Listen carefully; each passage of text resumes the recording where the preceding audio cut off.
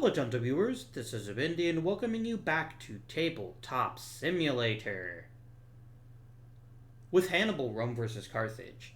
Definitely the oldest game by publication date of the games I intend to share on this channel. This game was originally published in 1996 and was one of my very first introductions to war games, board game, in a board game format. The game came out in 1996. It's designed by Mark Simonich and is still one of the absolute best two-player board games. I said board games and I meant it. Two-player board games ever created. That doesn't mean the game isn't without flaws, especially given its age. I am told there's actually been a new edition that came out in 2018 that I only found about when looking up the date of publication for this very video, and now I'm incredibly sad that I can't find a copy of it. Called Hannibal and Hamilcar, which actually also includes the follow-up game, which is about the First Punic War, whereas Hannibal is about the second. So I'm a little bit sad about that, but maybe I can find it. And a bit of a personal story. I encountered this game for the first time when I was in my high school Latin class. It was my junior year, and all the seniors had already finished for the year. Our seniors always got let out a couple of weeks early. Because they were graduating, and they had graduating things to worry about, and like taking exams and whatever. So instead, for the last couple of weeks, we played board games. And this is one of those board games. The other one, by the way, was Republic of Rome.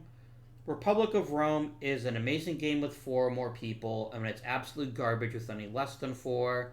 I was really sad I bought a copy of it because it just didn't capture the old feel, but this one did. Now, this is actually based on the Valley Games reprint from 2007. Before that, this game was nearly impossible to find. It was originally made and published by Avalon Hill, and it just kind of disappeared.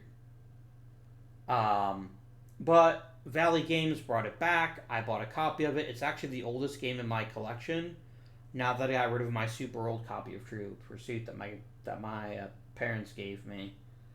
I just got tired of trivia games. You can only play trivia games for so long before you get bored of them. But that's where we are. Today is with this magnificent specimen of a war game, and let's talk about the game itself. This is an asymmetrical 2-player strategic war game, and I just said a bunch of words that you may not know any of, so let's break those words down. Hopefully 2-player is self-explanatory. There is no actual solo game, so I'll actually be playing both sides, just like I did for 1960 last week. Also, by the way, as you'll see when we start looking at the cards, 1960 even gets a tiny bit of its system from this game. Asymmetrical means that the 2 sides have different objectives, different goals, and different capabilities.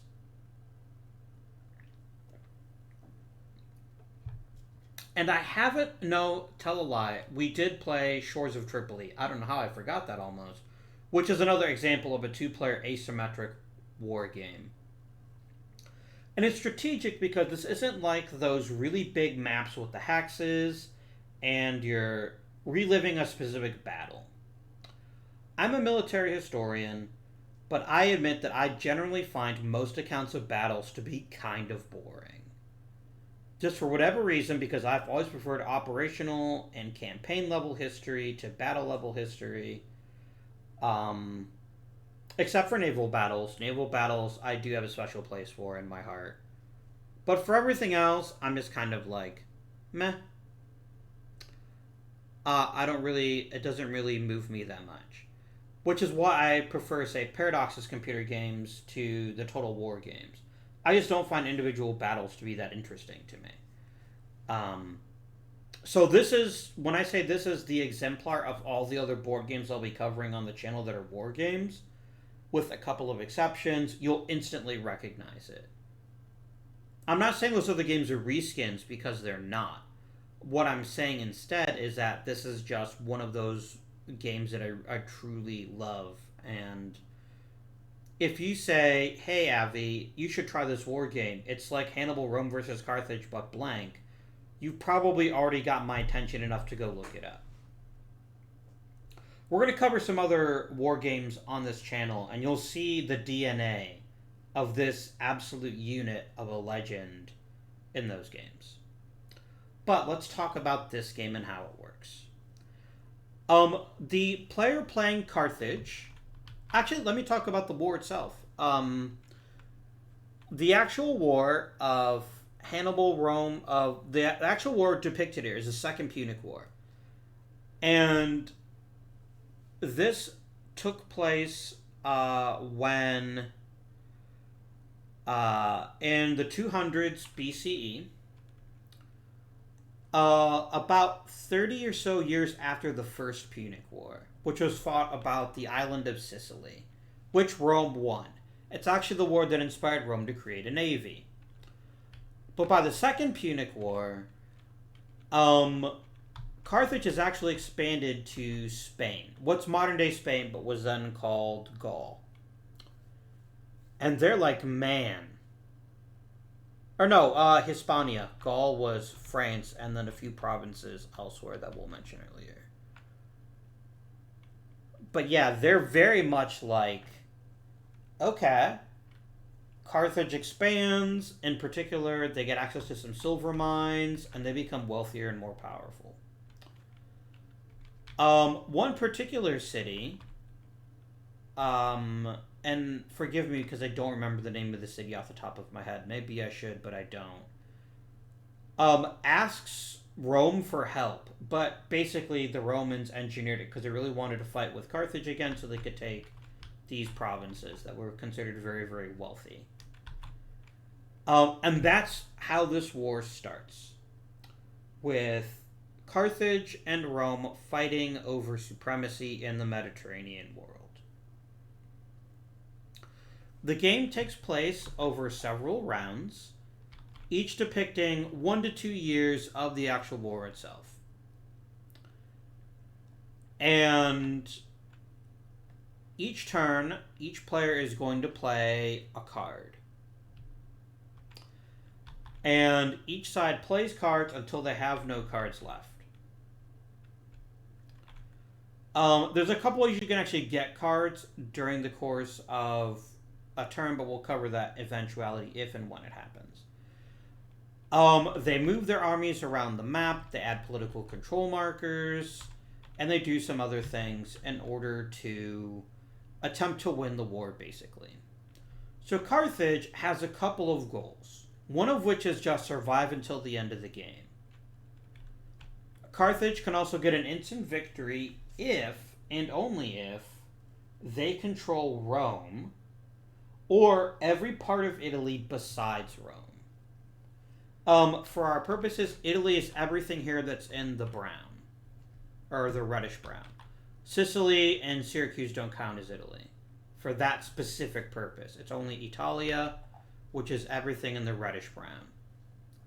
So that's everything but Rome, which is actually its own province. Then Carthage also wins the game automatically. Conversely, Rome wins the game if they take Carthage. Those are the two ways that the game wins automatically at any point. Otherwise, the game ends either at the end or when the other player must remove a political control marker and can't do it because they don't have enough markers left. And typically speaking, that's how the game is going to end most of the time. It is very possible, I've seen it, I've done it, for Rome to take Carthage, but it is tricky. It is certainly not easy, and it requires a dedicated player who's willing to spend lots of resources invading Carthage. In reality, what ends up happening most of the time is this game settles down into a slugfest with lots of fighting, there's lots of casualties, and at the end of the day, either Hannibal has caused enough chaos in Italy or Rome manages to either kill Hannibal or push them back and take most of Spain. Regardless, that's how the game typically ends. It's usually one player has to sue for peace because he can't remove any political control markers that are normally required. So, during the strategy round, each player plays a card, and you play until both sides have no more cards. You will never keep cards. So once you're out of cards, your turn is over. And then you go on to the next turn. What makes this game asymmetrical is, first of all, how the sides get reinforcements and how they get their generals. Roman generals are actually assigned randomly.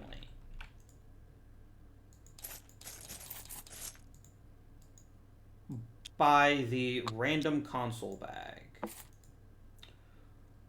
This gives you...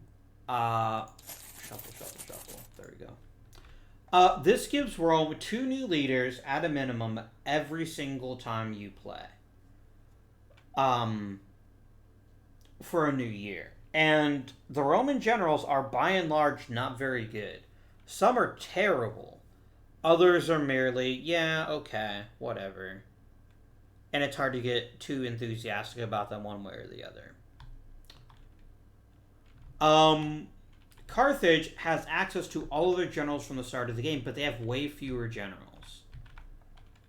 Carthaginian troops reinforce at a much lower rate. But Carthage has some pretty powerful cards to make up for that. And let's break down what cards look like, specifically the strategy deck. We'll talk about the battle deck when and if the first battle happens. Here's an example. Hannibal cancels Carthage. Every card in the game can be used for multiple purposes. This is what I meant when I said you'll probably think of 1960, because I just played it last week. Every card can be played as the event says, if you are that power. For instance, this is a Roman-only event, and we can tell by the red dot in the top left. But there were also Carthaginian-only events, which have a blue dot. Or you might find another kind of event that has a red and a blue dot. So, every single card in the game can be played as the event says, unless you are the wrong player. If I draw this as Rome, I can't play it. And if I draw this as Carthage, I can't play it. Let's go ahead and just leave these out here. The other thing you can do with every single card in the entire game is play the card for one specific value. First, I can play this to activate a general who's rated as a 1. I guess there's no such thing as a 1 or less. Which at the beginning of the game is one man, Hannibal. But as you can see, there's a few Roman generals that can move that easily, like Varro and Nero, and later Scipio Africanus, who is their equivalent to Hannibal, but doesn't come until much later in the game. So the first thing you can do is you can activate a general. General will move up to 4 spaces, carrying about 10 units with them. There's a couple of reasons that they can move faster, but typically speaking, it's going to be 4 spaces. That's one thing you can do with every card. Now, if you have a card that has an ops value of 2, well, then you can move any general of 2 or 1. If you have a 3, you can move 3, 2, or 1. There's not that many 3s, so one thing that you'll find as the Roman player is that the Roman generals just don't move that often, because they can't, unless you get really lucky. That's one of the things you can do with the card. So the 4 things you can do, you can play the event, or you can use the card to move a general. The third thing you can do is place political control markers. Political control markers can be placed anywhere on the board. However, because of the way political control markers can get removed, it's really important to place them next to control markers you've already got. That's very, very big, and it's very important. There's nothing stopping Carthage from playing a political control marker in Tolosa to start the game, and that's an incredibly stupid move because they will lose that marker at the end of the turn. because of the way isolation works. So, typically speaking, you're going to want to play them so that you spread out in a more even way. You can also flip markers using that, but only if your general or some troops are on that space. So one of the things you'll do a lot with generals is you'll drop soldiers off so that you can flip a number of markers.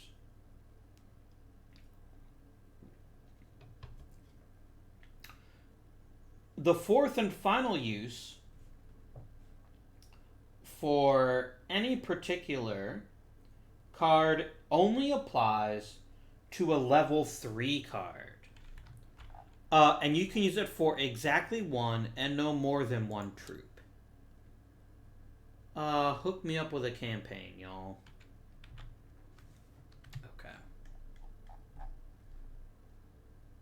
Okay. Here's one.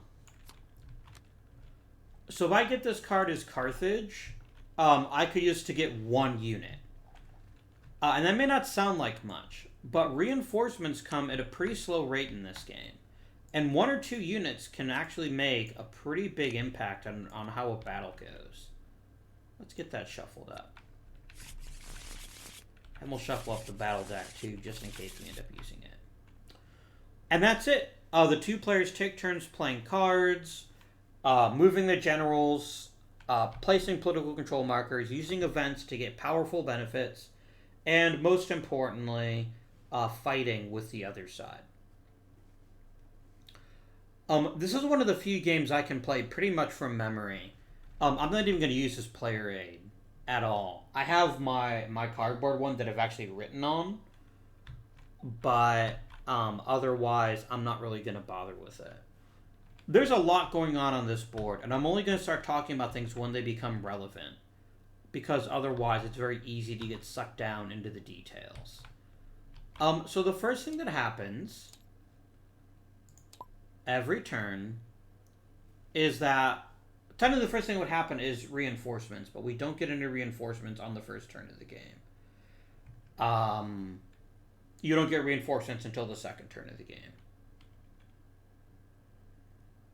So the first thing that we're going to do is we are going to draw cards. Now, why is Rome drawing first? Well, in every turn, the Carthaginian player plays first, or at least decides who goes first, unless Rome gets a major or minor campaign card, which they can play to say, I am going first. That's why I'm looking at Rome's hand first. But it's going to be Carthage's decision. And let's see, we're drawing 7 cards, right? We sure are.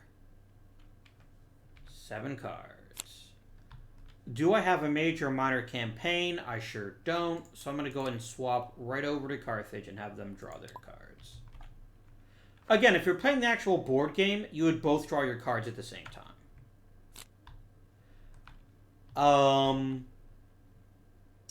And so Carthage needs to decide, do I want to go first or do I want Rome to go first? Also, why is my card stuck in the board? Alright, here's a campaign card. I apologize. The only thing I don't love about this particular mod is that the card text can be hard to read. So I'm going to read a card aloud as I talk about it. Hopefully that'll help. So minor campaigns, I move any 2 generals. Each general can move up to 4 spaces with 10 combat units. There's a little boat in the top right, which means you can use naval movement. By this stage in history, Carthage has a very, very weak navy. Which means that Rome can go anywhere they want to using the navy. Carthage cannot. And that's very important. It gives Rome a lot more strategic flexibility to deploy wherever they'd like. Whereas Carthage has to roll every time they're going to do it. And it could go very badly for them. You can actually lose Hannibal because he sinks in naval combat. So, very, very bad idea to sail with Hannibal. Of all the generals in the game, only 2 die. Hannibal and Scipio Africanus. Many a game of Rome versus Carthage has turned entirely because Hannibal dies in a battle. So you definitely want to be very watchful of that. I've got a force march, which lets me move any general 1 to 2 spaces, along with their units, of course. I have this card, which is useless to me, but I can play it as a 3, so there's plenty of value in that. I have one of the game changers. This is Syracuse Allies with Carthage. This instantly makes the city of Syracuse Carthaginian. It just goes boop.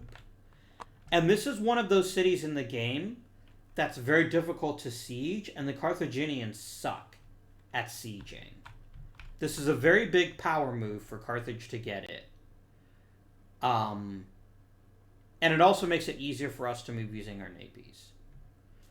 We also have Messenger Intercepted, which lets you take a strategy card out of your opponent's hand and put it in yours. And that card is absolutely massive as well. We have Hannibal Council's Carthage, where Carthaginian CUs, combat units, can't leave Africa for a long time. And then finally we have Adriatic Pirates, which lets me move for free if I am only going a certain place with only 3 units. So I can guarantee a successful sailing, which is pretty powerful.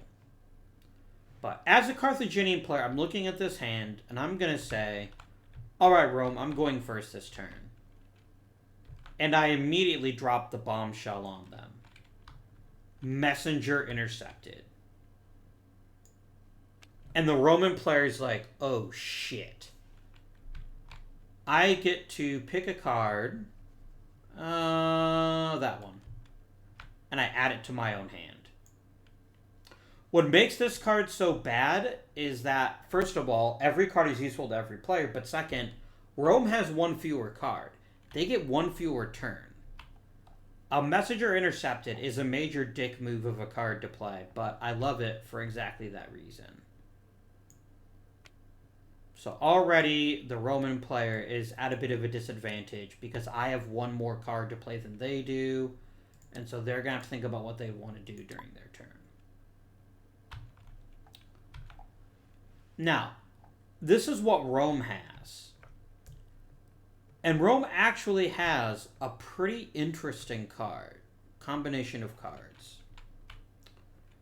And there's a few things that Rome is going to want to do.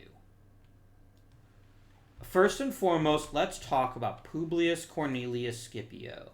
This is the uncle of Scipio Africanus. But that's his name. It's Publius Cornelius Scipio. Scipio is an otherwise unremarkable general. He's a rating of 3, which makes him hard to move. And he's a 2 in terms of his battle rating. But if he's in Spain, he's much more powerful. Significantly more powerful. And so that gives you a pretty powerful advantage. Potentially. If I put him in Spain, which is anything in yellow here, is Hispania. Now the downside is that Carthage is already there. They start with Hasdrubal and Hannibal. I have them switched. They're brothers. Hannibal and Hasdrubal Barca. If you ever wonder where the city of Barcelona got its name, that's where. Because that's their last name. Hamilcar Barca from the First Punic War is their dad, and he is dead at the point this game comes out. No, he's not. Hamilcar's still alive. He's actually back in Carthage, but he's just an advisor because he's old. So, there's always an element of risk in every battle, especially if you don't have allies. And so one of the things to consider whenever you move your units is what you want to do with them.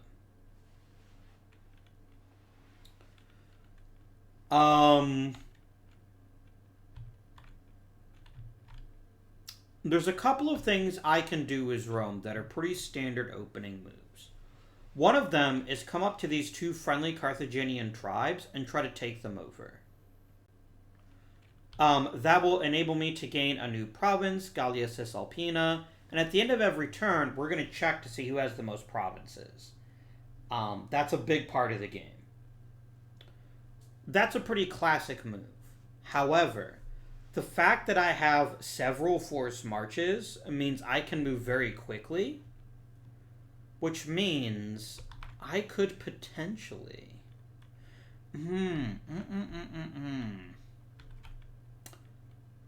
Remind me, game. Naval movement is 3 spaces, right?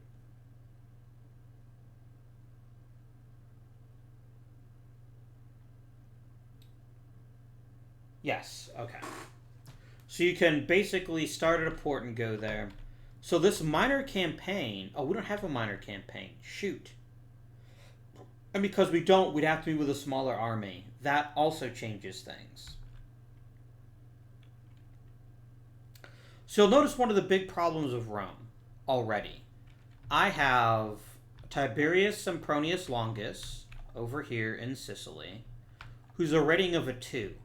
I've only got 2 3s in my hand, which means I can only activate my generals twice this entire turn.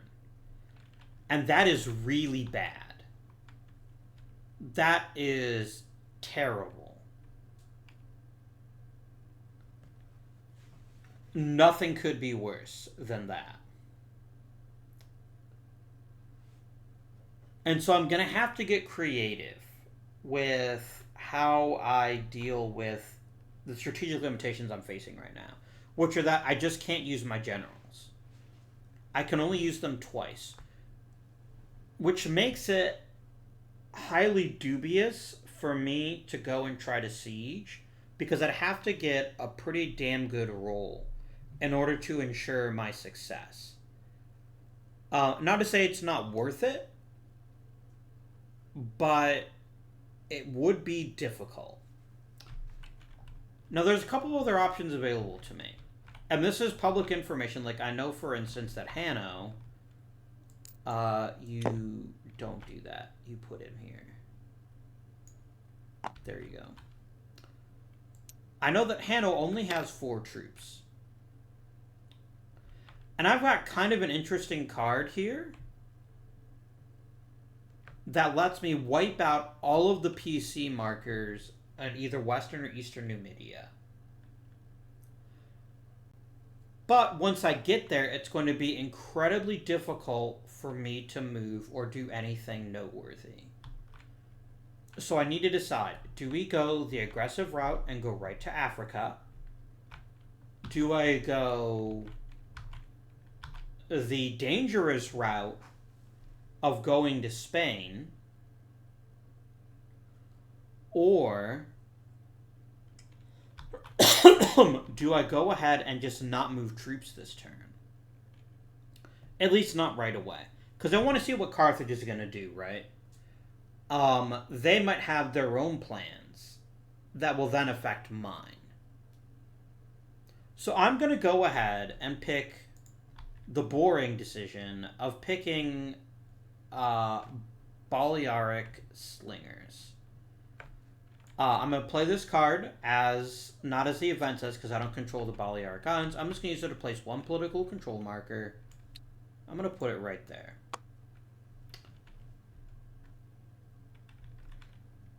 And this is a very conservative opening move, but one of the most important things to do as the Roman player is to be extremely conservative. Because you know that in a pitched battle, Hannibal's going to win most of the time. Alright. Now, I've got a couple of options here.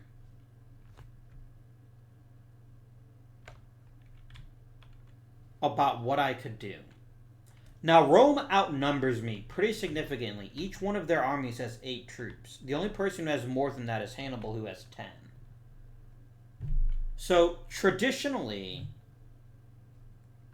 I would be fairly conservative with my opening moves. Or I'd be fairly aggressive. I'd want to get Hannibal involved nice and early, and maybe even try to get into Gallia Cisalpina so he can start working on that, while leaving Hasdrubal behind to take care of Spain. And the minor campaign can help me do that. But I've also got the ability to just flip Syracuse right off the bat.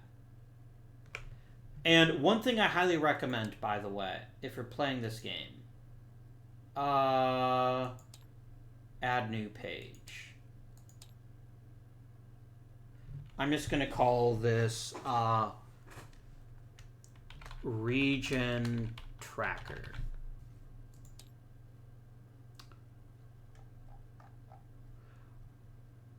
I am going to say Rome 8, Carthage 8, neutral 2. Okay, what does this mean? There's 18 regions in the game that count for scoring purposes, for deciding where people are going to go. Those are any region that has color in it. So it's easy to tell you what doesn't count. Massilia doesn't count. Gallia Transalpina doesn't count. And the Balearic Islands don't count. Everything else counts as one of the 18 regions. So at the beginning of the game, 2 of those regions are considered neutral. What determines whether somebody has control there? It is determined by who has the most PCs there. But you must also have, I believe, at least half of them. I'm double checking that really quickly.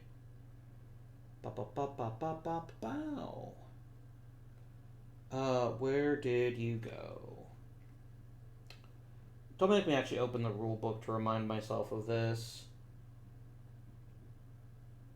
Because I believe to control a province, you must have at least half and more than the other player. Let me quickly check the rule book. Because my player rate is usually all I ever need to play this game, but I can't remember what you need for province control.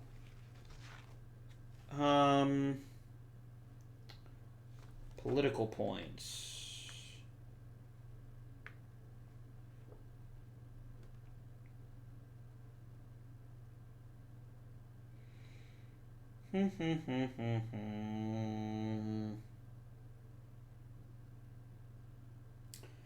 That didn't help. I just talked about how you know that the province is under control, or how you win the game. I know that part.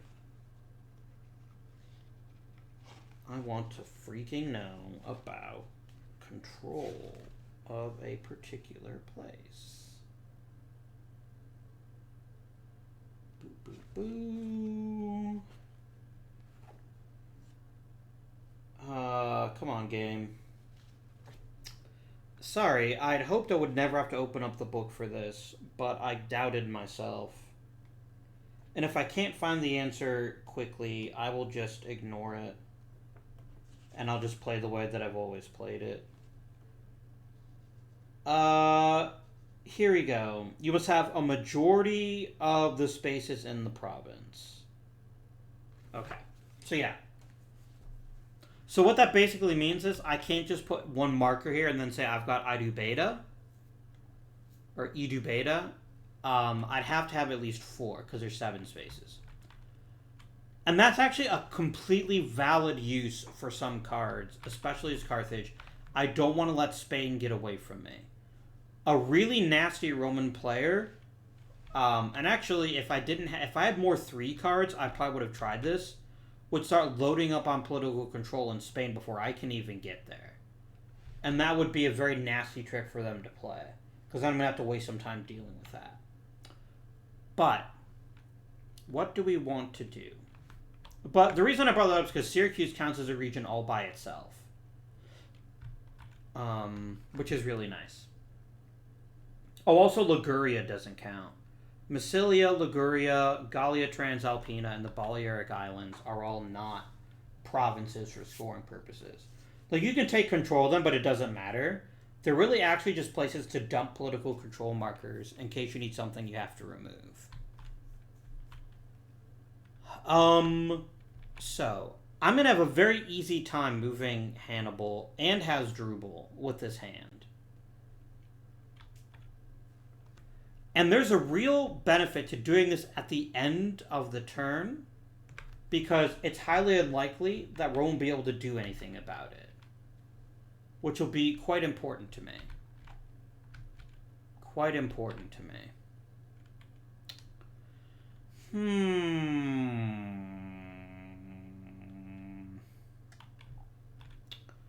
But there's a lot to be said to open up by just taking Spain. It's a bit more of a cautious move. But the alternative is to really press on Rome in a couple of different areas.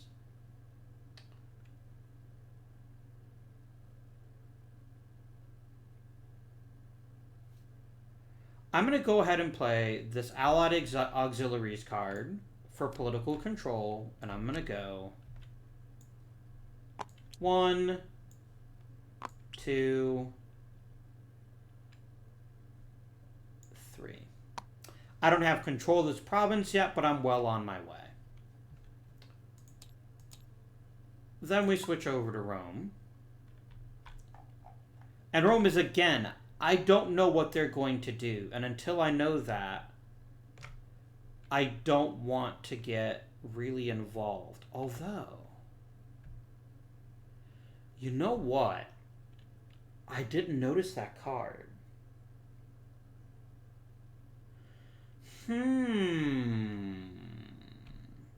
Do I get aggressive with Rome? Do I provoke a battle, hope that I can get some lucky die rolls and some lucky draws, and maybe try to punish Hannibal before he can even get started? I did notice that card. That's 2 free units. That's massive. But that's a friendly controlled is the downside. And I don't have a lot of ways to flip markers, because I've only got some pretty minor cards here. And you can't keep cards. You have to spend the cards when you can. Because I'm Rome, I can tell you the card I'm playing last. It's this card. That's going to cause them a world of hurt. And especially if I start the next turn at the beginning, I can do a lot of damage to them in Africa next turn. This is a waiting turn for us. So I'm going to go ahead, and again, I'm going to play cautiously. I'm going to spend 1 card to play a political control marker.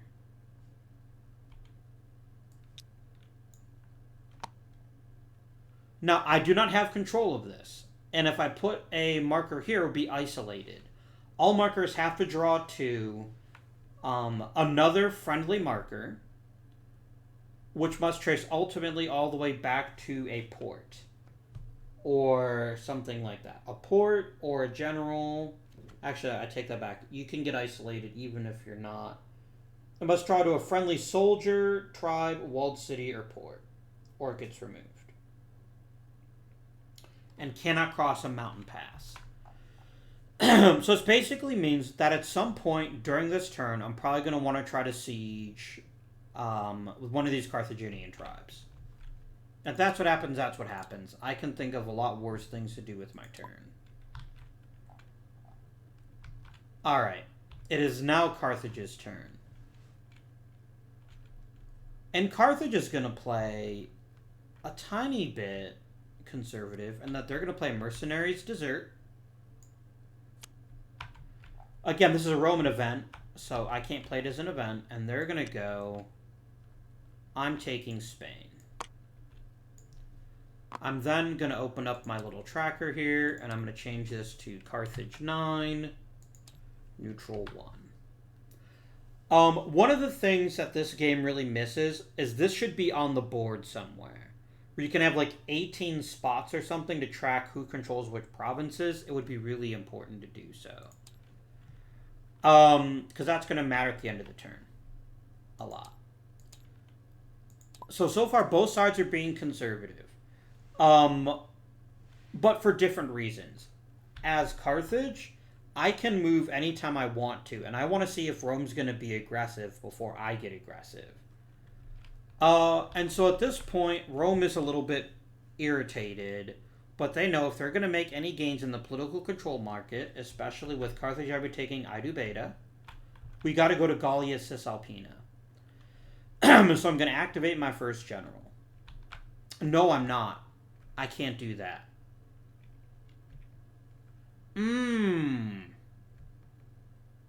I'd have to, because basically there's no way I can take this in one turn. It would take me at least 2 activations. Fuck. So if I play my Force March and I don't do it to get into a battle, or at least try to draw them out, I'm actually hurting myself.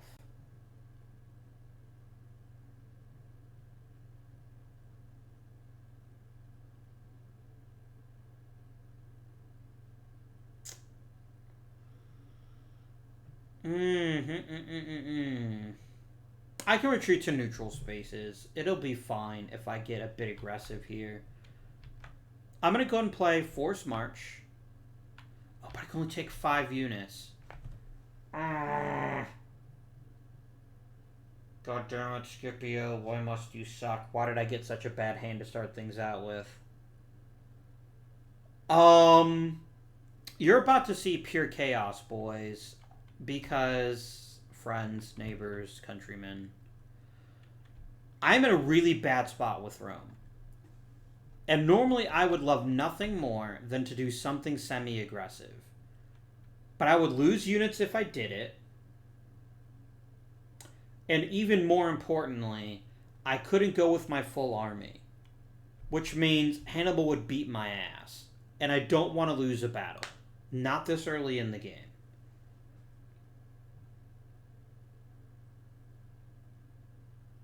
The best I can do is make a semi-cheeky play. And that's what I'm going to do. I'm going to make the cheekier play that's not going to make a big deal, but at least forces Carthage to react to me. 3 political control. 1, 2, 3. This does not right now challenge Carthaginian control, because they still have more than half. But it is an interesting opportunity to just kind of stick my thumb in their eye and force them to have to react to this. They can't assume that they'll take Spain now. And I have to chalk that up as a moral victory as Rome. Because moral victories are all I'm getting this turn. Alright, Carthage is annoyed by this. And Carthage decides, I need to start getting involved and start trying to push into Italy. Because Rome is going to get so many troops each turn that eventually I will be at a disadvantage. And I can't afford to be at a disadvantage if I can avoid it. I'm going to go ahead and activate my minor campaign. And I can move up to 4 spaces with up to 10 units. Hannibal is going to go 1, 2, 3, 4.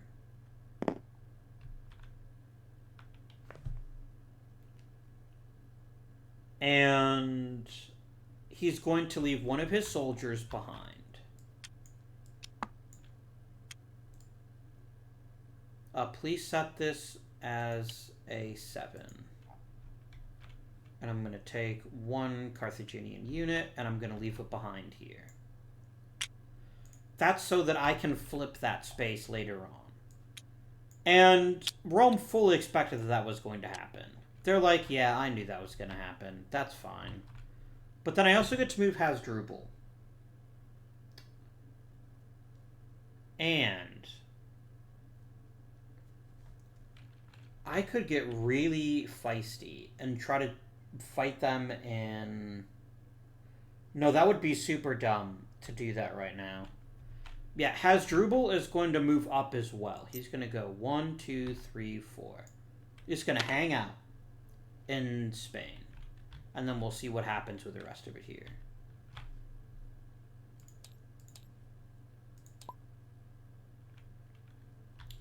Alright, if I'm Rome, I'm like, you know what? I get it.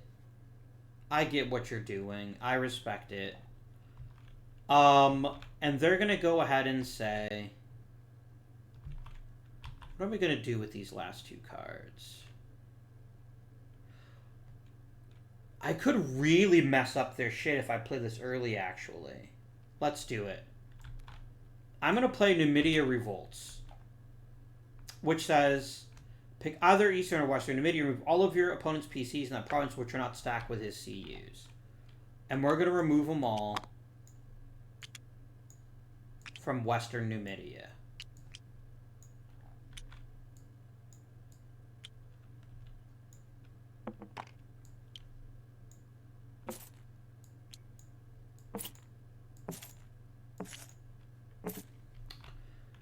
And this is very bad news for Carthage. Now, Carthage either has to blow a pretty powerful card, retaking it, or they have to essentially concede that I could start filling this up, and they definitely don't want to take that risk. So he's going to use Adriatic Pirates. Not for... It's a 3. It's one of the most powerful cards there are, right? He's going to go 1, 2, 3. Ideally, I would have played at the end of the turn, but that now forced Carthage to burn a card, which, in this opening phase of the game, is actually more powerful than me just being a nuisance, which is the only other thing I can do right now. I'm going to go ahead and place one political control marker here. Carthage comes back. They know Rome only gets one more turn. So he's going to go ahead and play Hanno cancels Carthage as an event. Or not as an event, sorry. As an ops card. And he's going to keep moving. He's going to go... Do you suffer attrition if you're on a neutral tribe? Give me winter attrition. It's an enemy space. Okay, so neutral tribe is cool. 1, 2, 3, 4.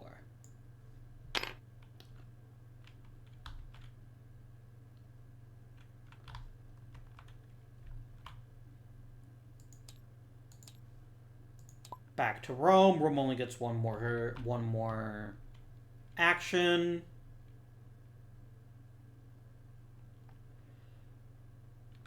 I'm going to do something that's going to seem counterproductive, but I actually missed this trick as Carthage. And I'm playing this for a very specific reason. I'm going to play Forced March as a PC. I'm going to put it here. This PC will instantly be removed. What this does is it forces Hannibal to come here and flip it if he wants to keep it.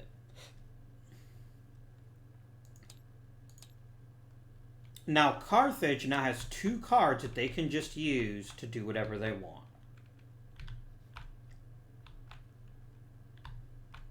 He's going to go ahead and play Force March for political control. I'm going to flip this one, which you can only do if your general is on it or if a unit is on it. And then I can place one more political control marker. And here's where I'm really frustrated. If I could have placed it there, I would have taken another province. Temporarily, Rome actually has control of this, but isolation's going to happen first. So I'm going to lose that before I get to claim it as my province. So I'm not even going to bother marking it. And then I guess they'll put one more political control back down in here. And then Carthage just goes again, and this is where they play the bombshell. Syracuse switches sides. I instantly get Syracuse. And note, this says remove if played as an event. So we delete the card, and Syracuse becomes Carthaginian. Which means we go to Notebook, and we pick 10 and 7. Alright, our first turn of the game has been completed. Hooray! So the next thing that we always do in sequence is winter attrition first or is isolation first? Winter attrition, then isolation, then victory check. Okie dokie. So winter attrition phase happens. Anybody standing on hostile territory has to roll on the attrition table and take some potential damage. That didn't happen. All of our soldiers are on friendly spaces or at least neutral spaces like Hannibal. So nothing changes there. Next we do isolation, and there are 3 markers that are isolated. this Roman marker here. It has to be able to draw to a friendly tribe, a friendly CU, a friendly PC, a friendly city, or a friendly port. And so, unfortunately, this is isolated because it can't draw to anything. And because of flipping this one, these two were also isolated. So they get removed from the board.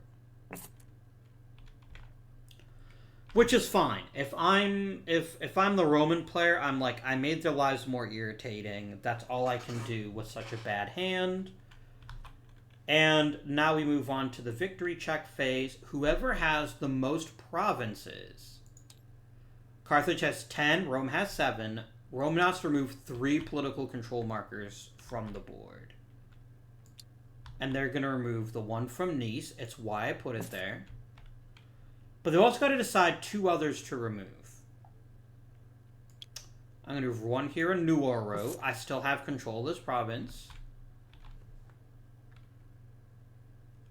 And I'm going to remove one in Sicily. Specifically, I'm going to remove Agrigentum. Because Longus is just hanging out on it. Which means it's unlikely that Carthage would go directly there and risk being eliminated if they retreat. That is the entire first turn of the game. So, we go ahead and we advance to the new turn. And we begin with the reinforcement phase.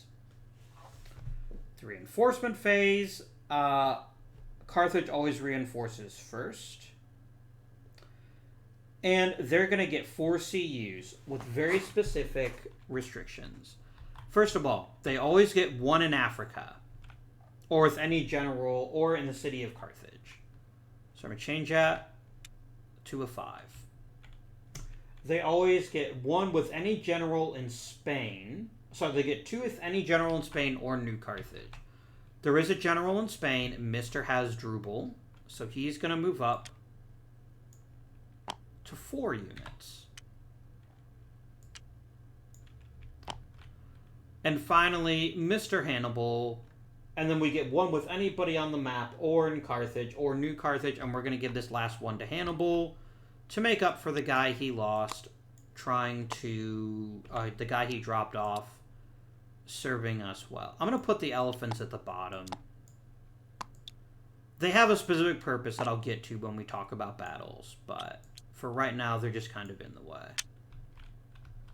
What are you doing, game? Oh, it's wanting to stack the elephants on top. Annoying. Here, you know what? Lock this down, and then I should be able to put this other one on top of it. No, it just still messes it up? Okay. I think if I separate them out, it'll let me stack without an issue. There you go. That's fine. So that's the Carthaginian reinforcement phase. The next thing that Rome does is they get theirs. And they get 3 with any general in Italy. Or in Rome. And they all have to go to the same place. So I'm actually going to put 3 in Rome.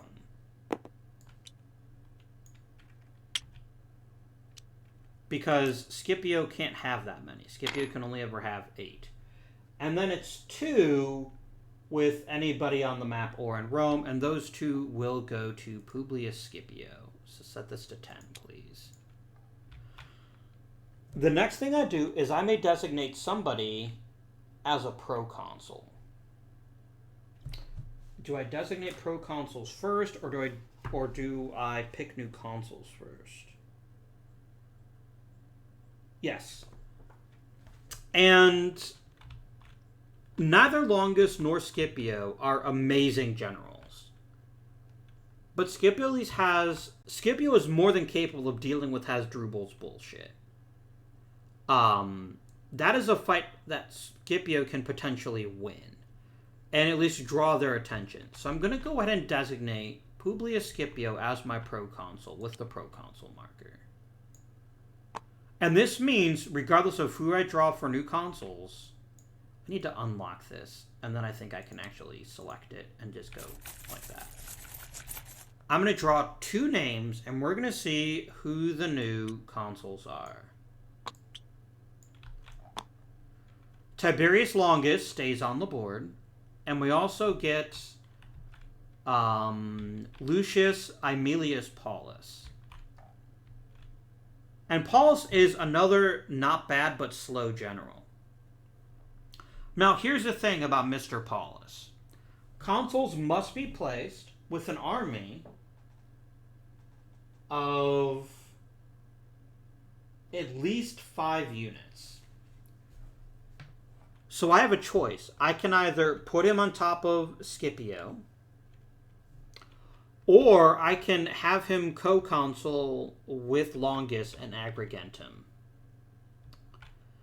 And the thing about Paulus is he's really great at defense. So I think we will actually go ahead and place Paulus with Longus. But I'm going to keep Longus as the consul on the board right now. Because if you put a consul on a proconsul is basically where that means governor, they actually take over. And the proconsul can't ever take command of a battle. And I want Scipio to be able to be more aggressive and to head out to, and to head over to Spain and stir up some trouble there. Based on the cards we get, of course. The reinforcement phase is now done, and I'm going to switch to Rome so we can go ahead and draw our 7 cards.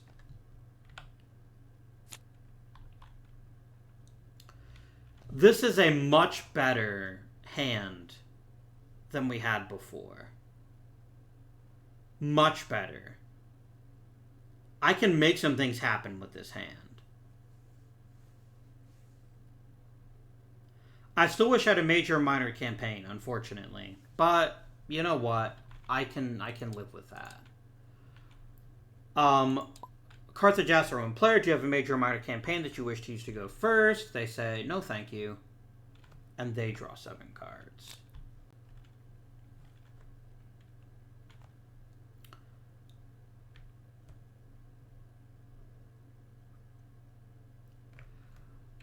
This can be an extremely powerful card if used at the right time by Carthage. However, I don't really care. I can counter a siege. I've got a major campaign.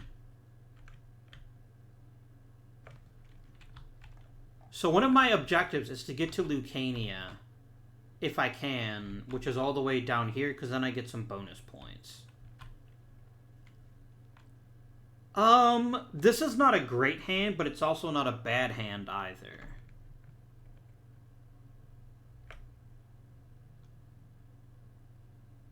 This is fine. This is the kind of hand where I'm like, I don't feel that great about my hand. I'd rather use the opportunity to go last. So I say, Roman player, the floor is yours. Just because we're murdering each other doesn't mean that we can't be civil about it. And so Rome says, okay, I really want to get involved in Spain. That is a thing that I want to do. Unfortunately for me, I have to do it the long way.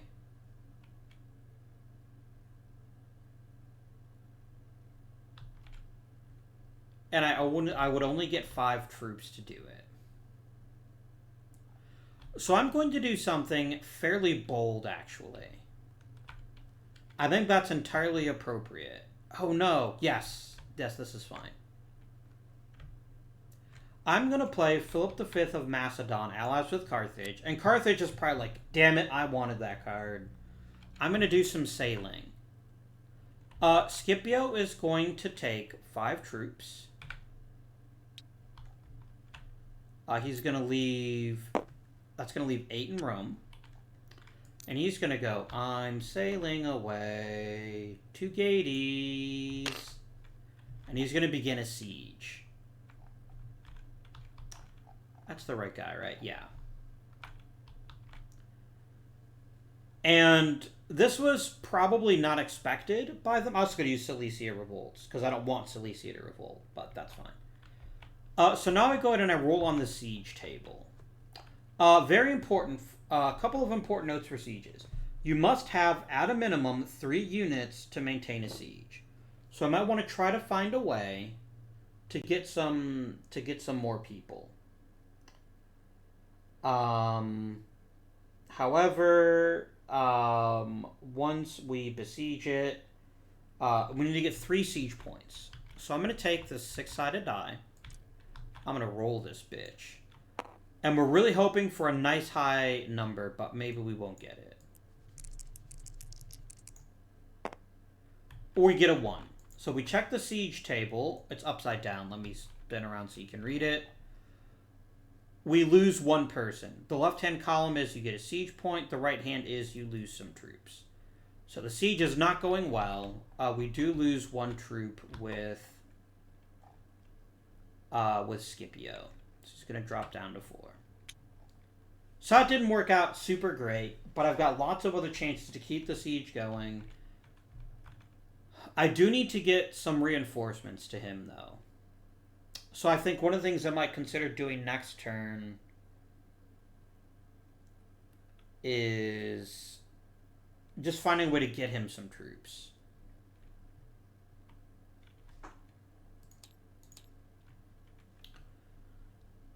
Now, Carthage is going to look and think about Rome, and here's what he's going to realize.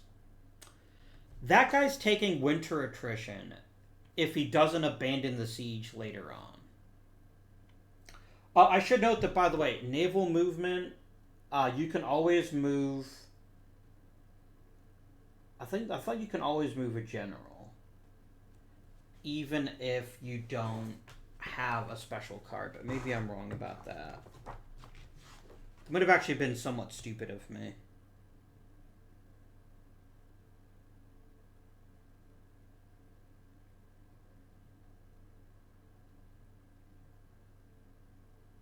A general can move just by himself, but it still means that later. Yeah. Okay. So, as Carthage, I would really like to get involved deeply in this fight. I have an unusual opportunity, which is to try to punch out a general. And remember, I know that he's got 4 troops. Hasdrubal may only have 4 troops. But I know that I'm going to have more allies here. So if I get really aggressive, it could actually turn out to be quite good for us.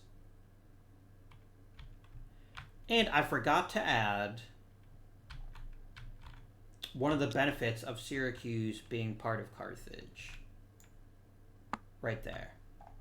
I can now give a -1 to my roll, which makes it less likely that I'll get sunk. I wish I had a forced march.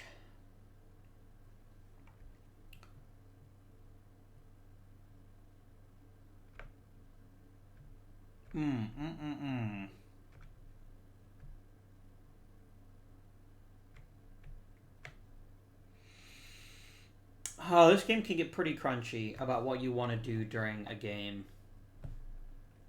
So that would be a -2 to the die roll. If I sailed to... No, if I sailed to New Carthage, it would be a -3. And then I could activate him again with a 2 and get involved. So basically, the reason I care is if I get a roll of 3 or higher, the ship is sunk and everyone dies. Which would obviously be quite bad.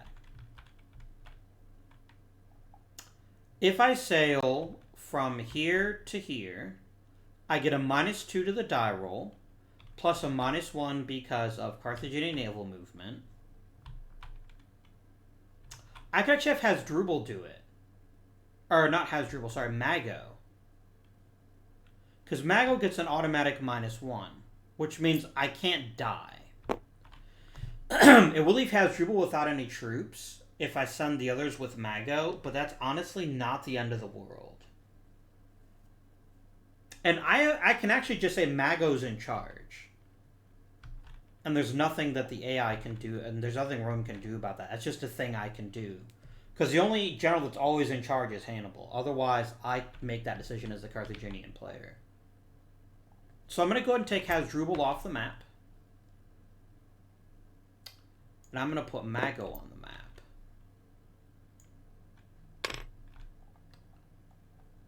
I'm going to put Mago's troops, or Hasdrubal's troops in Mago's box. Like, apart from purposes of sea movement, Mago sucks. Actually, no, he doesn't. He's actually the equal general of Hasdrubal. No, he's not. Hasdrubal's actually a rating 3, so he's actually better for fighting. Yeah. Oh,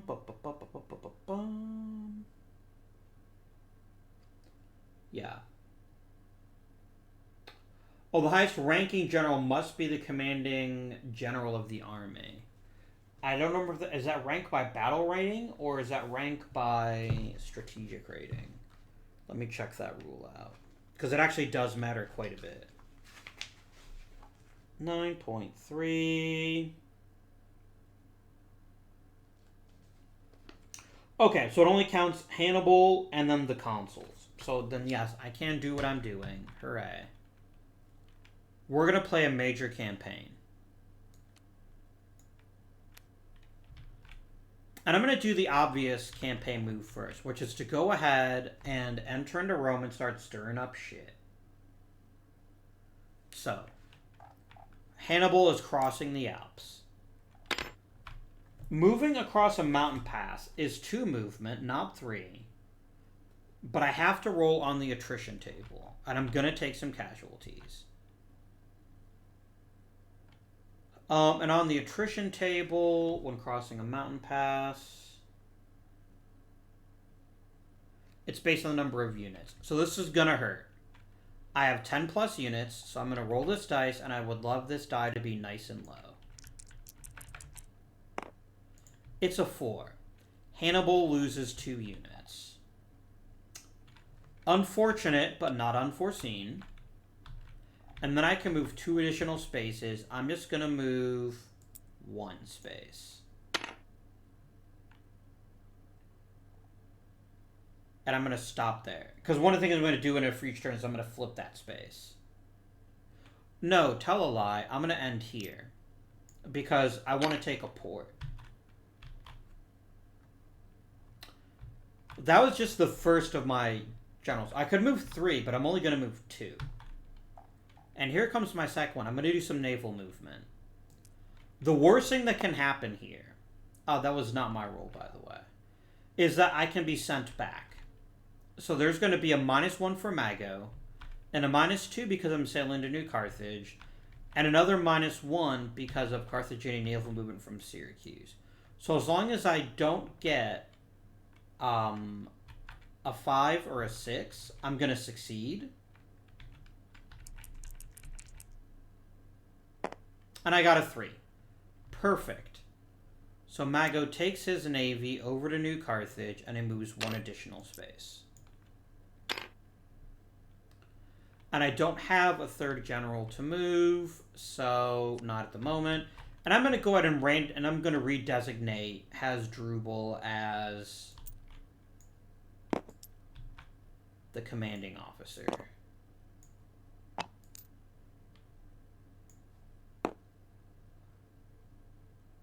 I cannot do what I just did.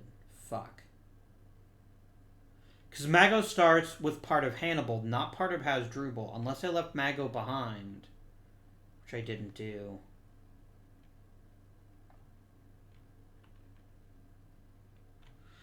Yeah, I can't do what I just did. Forget I did that. I'm going to leave Hasdrubal in command anyway. I'm just going to have to do it the long way. Where is Hasdrubal? Gisco, Mago. Where did you go, Hasdrubal? Here you are. So you start in Saguntum. No, you're actually up here. You're just going to go 1, 2, 3, 4. It's less exciting, I know, but it gets me to the same place. And it's not cheating. Mago and Gisco came with Hannibal, so. That is Carthage's turn.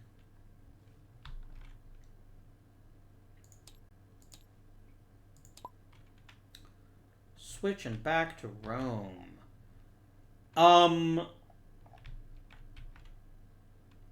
I've got a couple of options what to do with Scipio right now. And I want to keep one sailing card in my back pocket.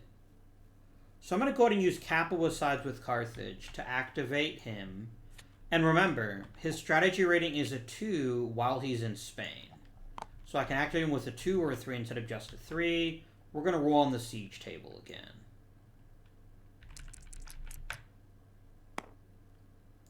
We got a 5. Glorious. We have 1 siege point.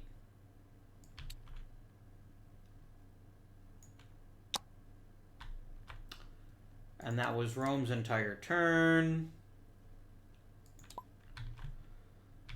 Carthage, what would you like to do? I think you want to fight. Because if you win this fight with Scipio, there's nowhere I can retreat to, because you can't use naval movement to retreat. You have to only move to a friendly space.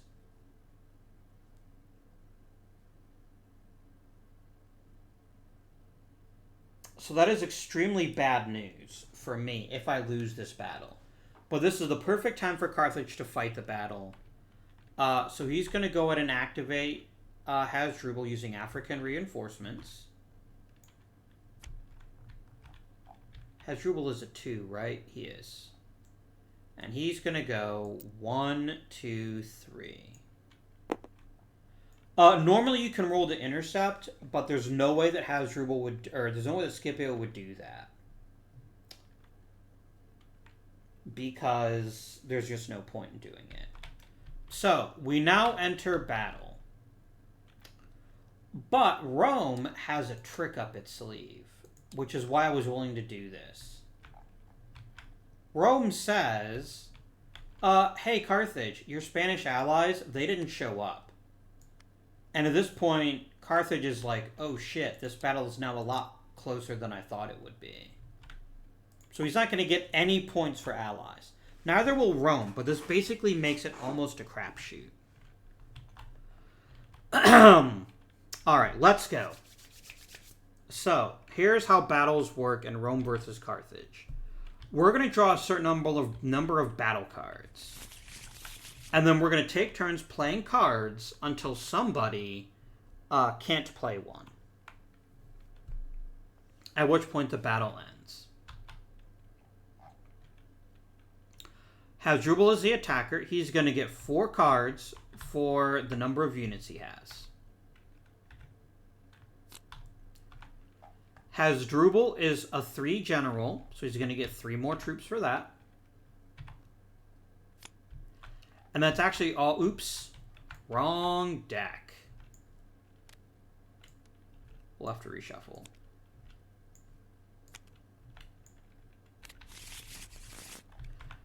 He gets 3 more for his general rating. And the battle is on a friendly PC, which should also give him a +1. Oh, no, it's only if it's a tribe. Okay, that's fine.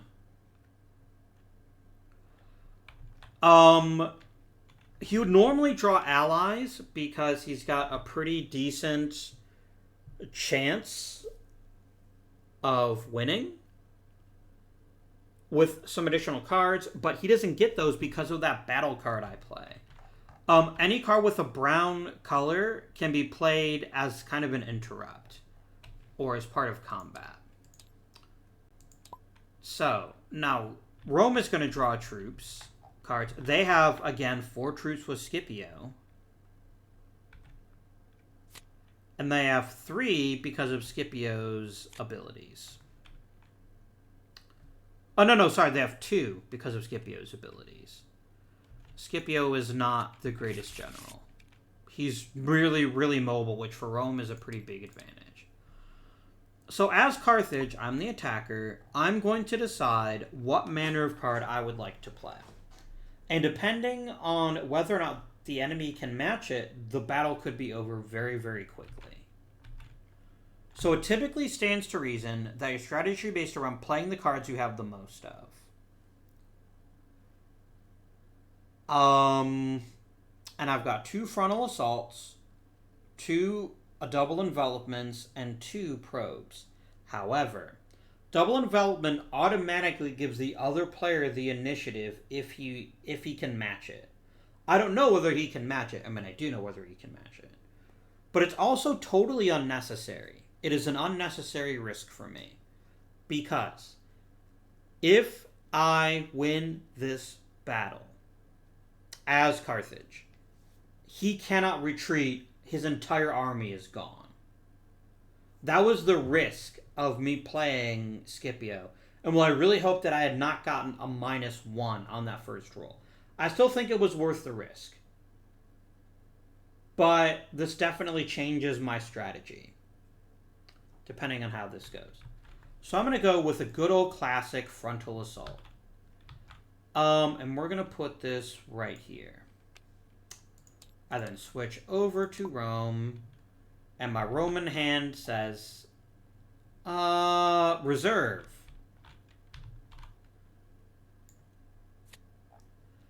And now he gets a chance to roll to counterattack.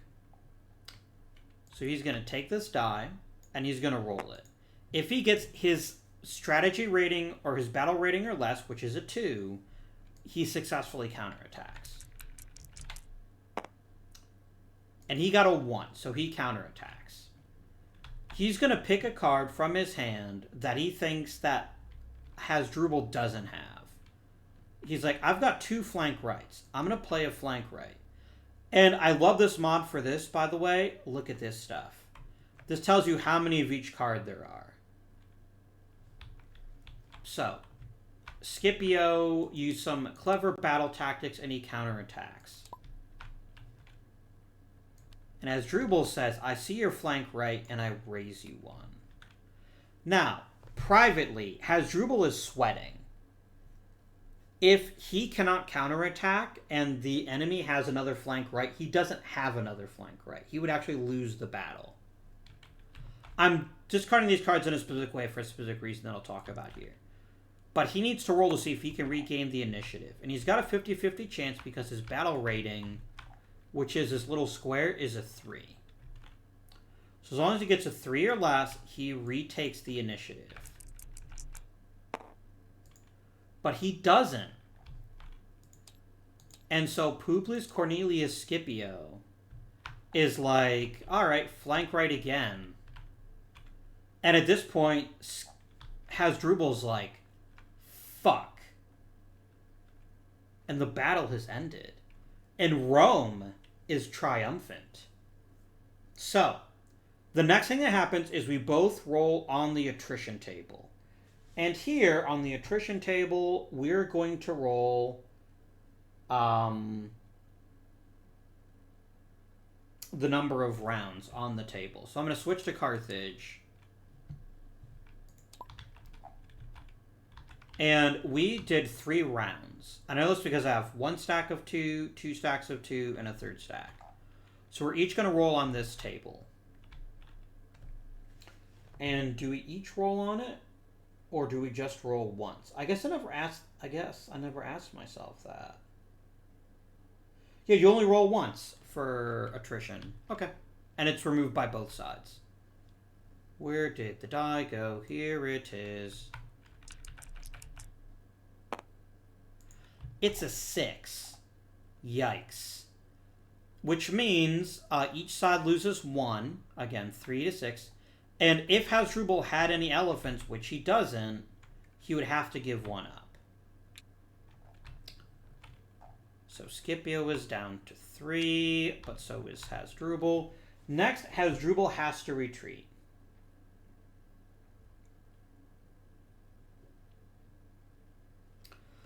You can retreat up to 4 spaces.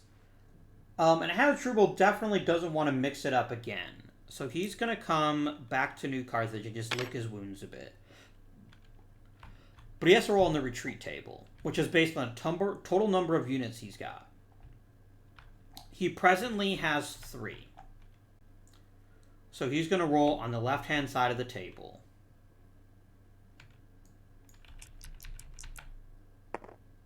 And he got a 3. This means he loses 2 more units. And here's the worst part. There's also political consequences for every defeat. And the political consequences means you must remove a number of PCs rounded down based on the total losses. So 3 divided by 2 is 1. That take 1 marker somewhere off the map. And Carthage is like, that sucks, but it could be worse. I'm going to remove that guy. And we're going to chuck him in the thing there. And that's how battles work in Hannibal, Rome versus Carthage.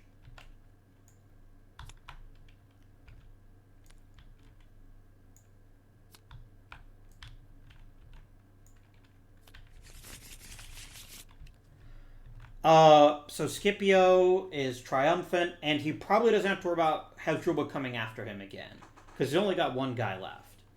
It would be basically tantamount to suicide. That was the end of Carthage's turn. Now we switch to Rome. But Rome didn't come off completely unscathed either.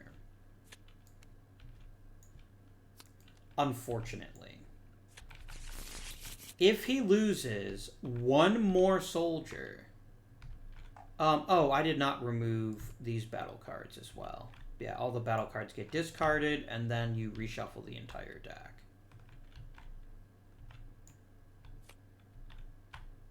You know, I wonder if that's actually the way you're meant to play it. I've never actually done it that way.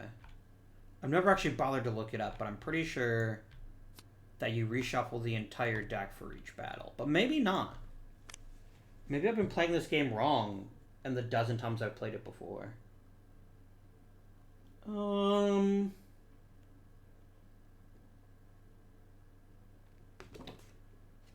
Battle cards. Let me check 14.1. Now I'm actually genuinely curious. It never occurred to me to check that.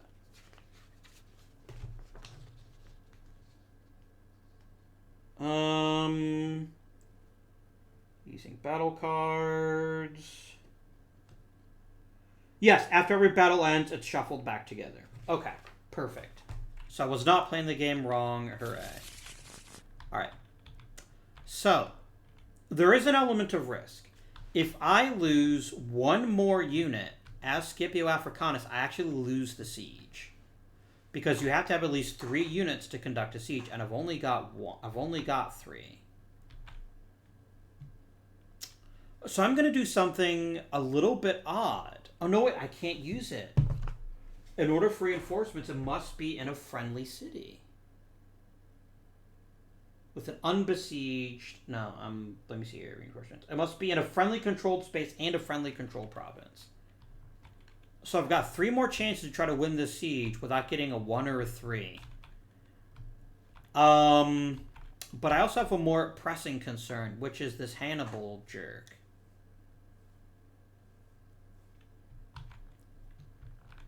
So what I'm going to do is I am going to play Sicilia Revolt for naval movement. But I'm only going to sail a general. In this case, Paulus, you're taking command of the army in Rome.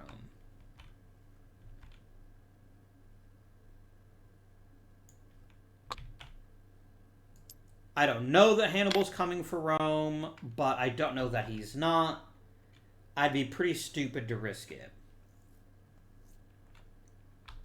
Oh, as Hannibal walked past, he definitely left 1 guy behind in Pisa. Let's reduce that to a 5, and let's give him a Carthaginian CU here. Because there's no reason not to do it.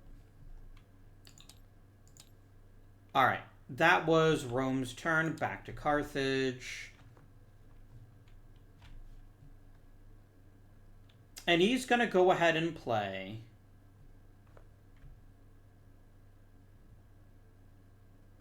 Surprise Sortie, which removes a siege point from a city. And that really sucks for Carthage. For Rome, rather. He's going to be like, damn it. You sneaky Carthaginian bastard. Now, as Rome, I have an important decision to make. Do I chase after Hannibal?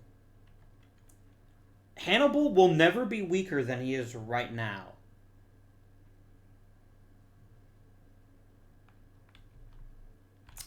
Hannibal has 7 troops, including 2 elephants. Paulus has 8, but Hannibal's a much better general. But he also can't retreat, because you can't retreat across mountain passes.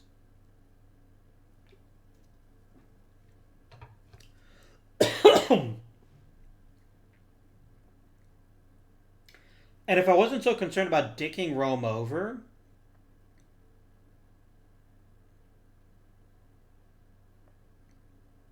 oh no, he could retreat to Ligurians. He could retreat to here. So he does actually have somewhere he can retreat to, but he couldn't retreat past that.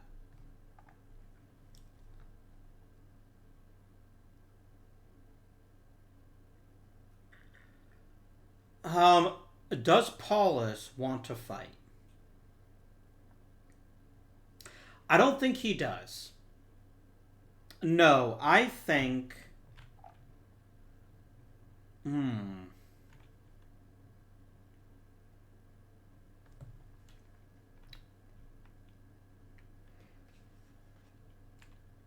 Without a larger army, this is really not going to go well for him.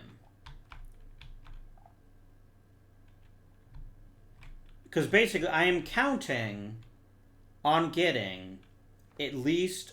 I'm counting on getting the 3 siege ones with my last 2 cards. If I don't, he takes winter attrition. And he's still on that knife's edge. If he gets attacked again, he's done. He's wiped out. But I'm kind of committed to this strategy now. The only other thing I can do is attack Hannibal. And frankly... I'm not sure that we'd win that. Because, although normally you get 1 battle card for every province, that doesn't apply to Rome. The Roman player can only ever get 2. Because otherwise he'd just win every battle in Rome, and there'd be nothing that Carthage could do.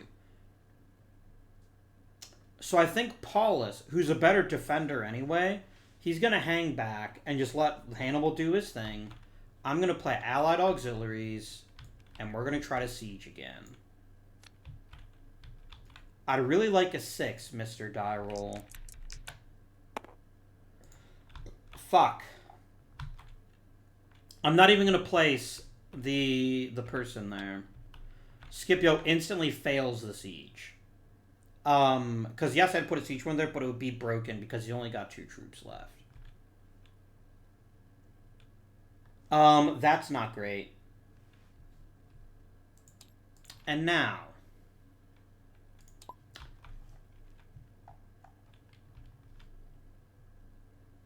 is it worth risking Hasdrubal for 1 political control marker? It's not. There's better things we can do with our time, like play Brutium recruits and do some marker flipping. And we go a flippity-dippity, a flippity-dippity. Now, note that Tarquini, this still belongs to Rome, but it won't for much longer, if I have anything to say about it.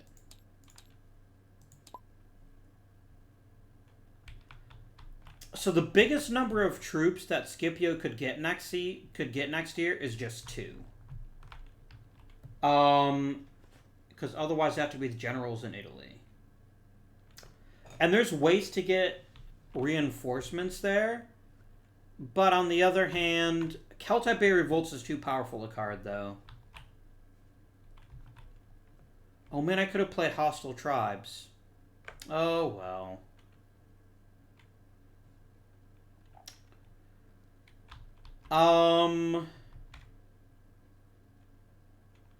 Roma's going to play Hostile Tribes for political control, and I'm just going to put down a new marker under Longus here.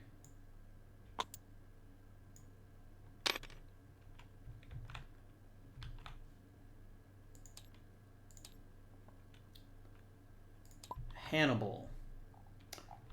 I'm gonna play a card to...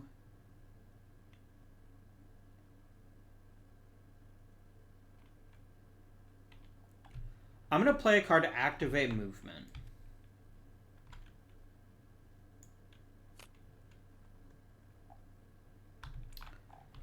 And I'm gonna go 1. Now, at this point, I would ask the Roman player, do you want to attempt an intercept? Because if you move into a space adjacent to an enemy general, they get a chance to roll to intercept. And at this point, Mr. Paulus is going to have himself a think. Here's what he knows. I have 8 troops and a battle rating of 2. Hannibal has 7 troops and a battle rating of 4. I'm going to get 2 Roman allies. He's going to get no allies.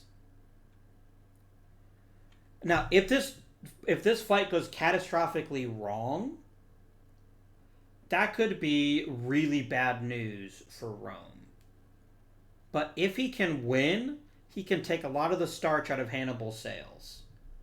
And so I think Paulus is going to say, yes, I would like to roll to intercept. Because if his intercept is successful, he also gets 1 additional battle card. And he's the attacker, which means he goes first. Again, this is risky.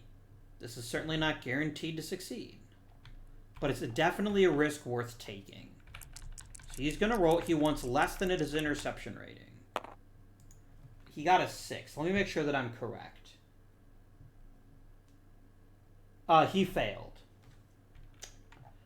And so he does not intercept, and Hannibal stops moving. Which is probably what Paulus was afraid of. Like, there was no way that he was going to try to siege Rome. Yes, it's an instant win, but he'd first have to win the battle, and that would just be incredibly difficult. Plus, he could just hide inside Rome and preserve his troops. So, that makes sense. Back to Rome. I've only got 1 card left because I played that 1 battle card. And here I drop my A-bomb. Celtiberia revolts. All of these disappear.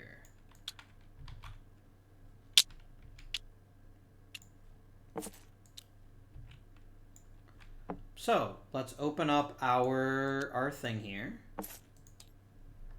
It is now Carthage 9. Oh, no, sorry. It is actually... No, it's neutral 2. 9 and 2 is 11. 11 so is 18. But all Carthage has to do is just place a marker here, and they have a spot.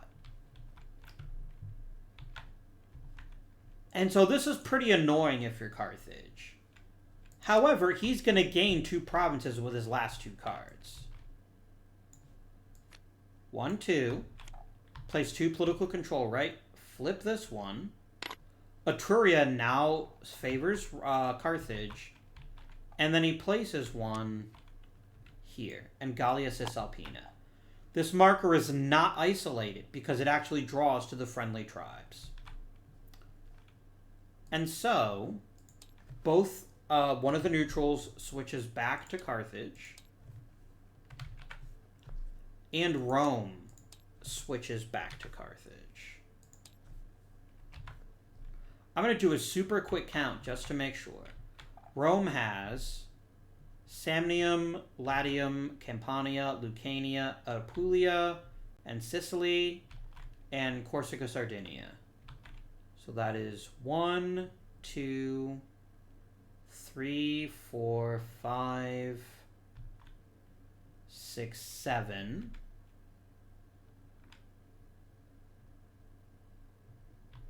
Carthage has 1, 2, 3, 4, 5, 6, 7, 8, 9. I think I'm double counting. Yeah. Yeah. No, I'm not. What? Oh, come on, brain. There's a total of 18 provinces. So, Carthage has 1, 2, 3 that used to be Roman. At the start of the game, Rome only has 8. So Rome should be down to 5. Because they haven't taken any that belong to Carthage. Carthage is 8 at the start of the game. They've lost 1, but they've gained 3.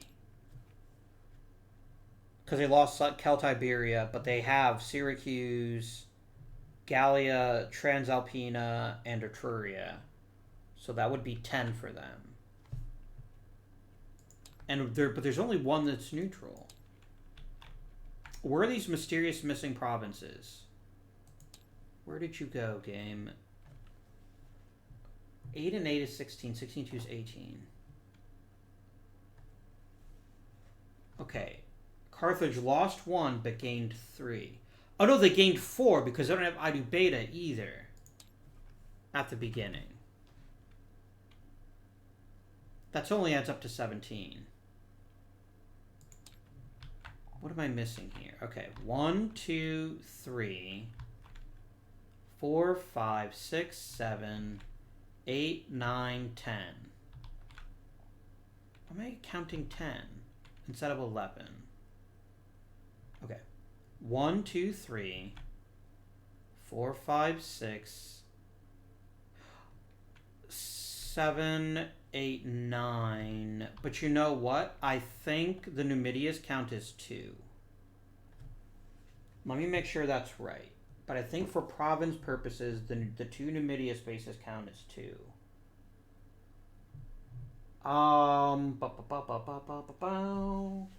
Let me check this out. Sorry that this is kind of bogging down a bit.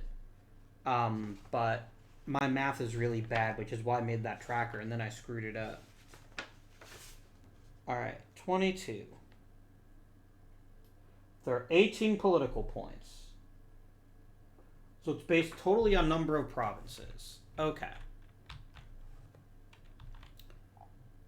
And these don't count. So 1, 2, 3, 4, 5, 6, 7, 8, 9, 10. There are 10 Carthaginian provinces.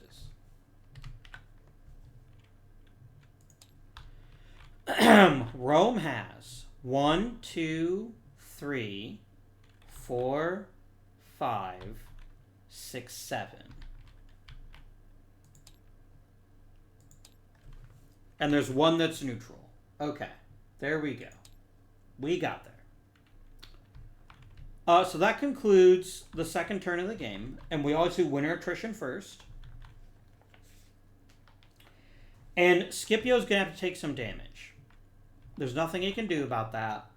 He's gonna roll on the attrition table. But it's not likely to hurt very much. Unless he rolls really, really high. It didn't. He didn't actually lose anybody. Nobody else is on an enemy space. So we then move on to the victory check. The isolation phase. Are any markers isolated? No. Okay. We then move on to the victory check phase. Carthage controls 10 provinces. Rome only has 7, so Rome must remove 3 political control markers. They're going to go 1, 2, because they don't care if Hannibal goes back to fill those spaces, or even if they waste a 2 card to do that. That just doesn't hurt them at all. And then they're going to remove 1 here.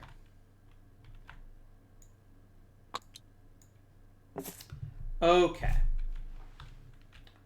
We then advance to a new turn, which means we start with reinforcements. I think at the end of this turn, my friends, I think we're going to go ahead and end this episode. And what we'll do is we'll just play this game for a couple of weeks, just because I think it's just going to take too much time otherwise. And I already regret how long the 1960 video took. I want to make these things a little bit zippier, but we will come back to it next week, I promise, after the end of this turn. So, Carthage, one with any general in Africa or in Carthage itself.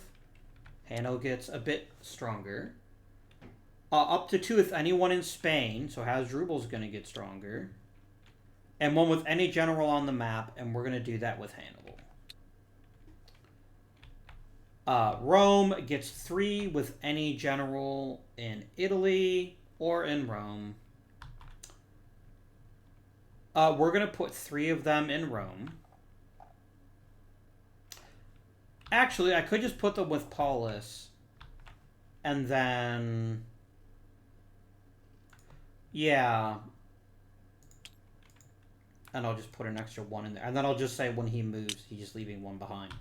Because you can basically have an infinite number of units on your stack. You just can't move with more than 10. And then 2 with any general on the map, and that's going to go to Scipio. Scipio really needs reinforcements if he's going to continue going. I'm going to keep Scipio as the proconsul, and we're going to see who we draw as our consuls.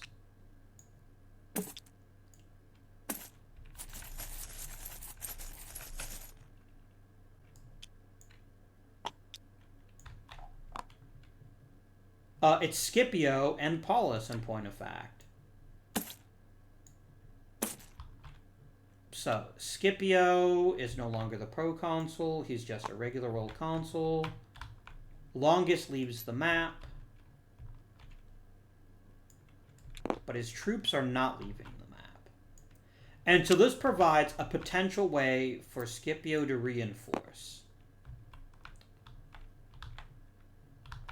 He could take his troops and go to Agrigentum, load up, and then maybe think about taking Syracuse back. There's many options available to us as Rome or as Carthage. As always, Rome is going to swap over here, and they're going to draw 7 strategy cards. Ooh, are we on an 8-card round? We're at 7. Okay.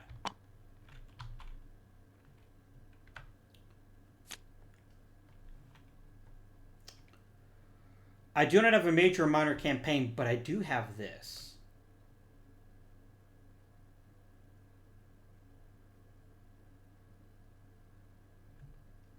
I have this card. This card could be massive. Because if I can get more firmly established in Spain, I can do a ton of damage.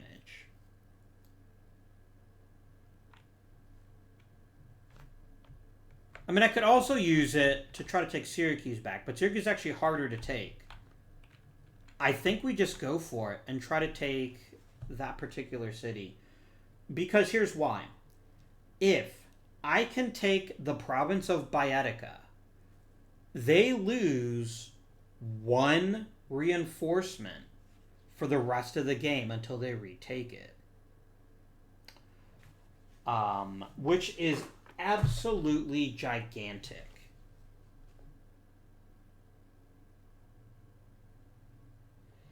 And I can even press harder and try to take New Carthage. So there's a lot to be said for succeeding there. But I also can't choose whether I go first or not, because I don't have a major or minor campaign. They draw... wait, 1, 2, 3, 4, 5, 6, 7. Yeah, draw 7.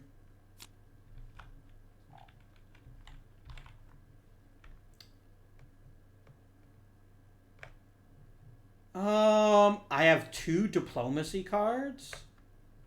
That instantly lets you flip markers. That's awesome.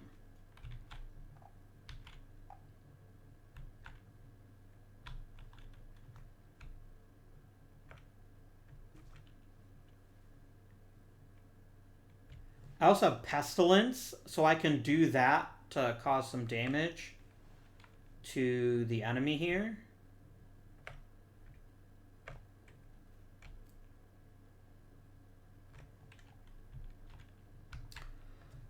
Carthage would love to use Carthagini naval victory, because that would actually keep him isolated. Because I greatly suspect he doesn't have major or minor campaigns. Because I have a feeling that if he had them, he would have used it first so that he could continue his siege or pull out or whatever. It's a calculated risk, but it's a great one. I'm going to play Carthagini naval victory, which means I have a -1 to naval movement. But more importantly, Rome cannot move without using a major or minor campaign.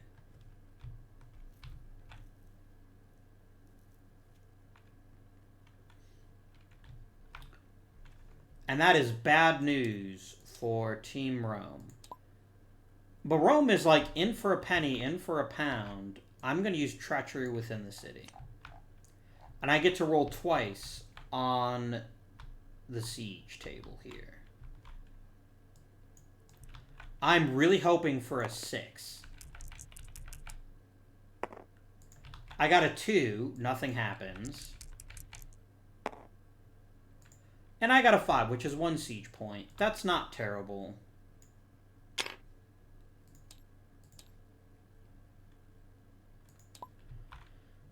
Now, if Carthage is ever going to attack Rome again, attack Scipio again, they have to get Celtiberia back. So there's a lot to be said for playing that card right now to improve that. But there's also the diplomacy card. And these could offer us a couple of pretty sneaky ways to take another province from Rome. Potentially. Like, I can take Lucania if I can flip 2 things here.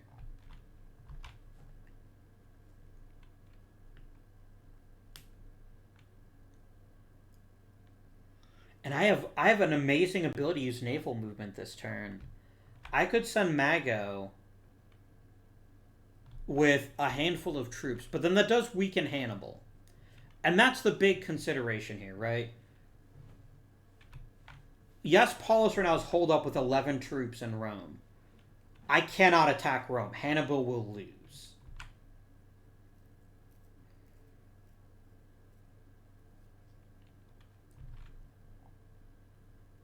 So, I'm going to go ahead and play Grain Shortage, because it's unlikely I'm going to take Sicily this turn. And I'm going to play 2 political control markers.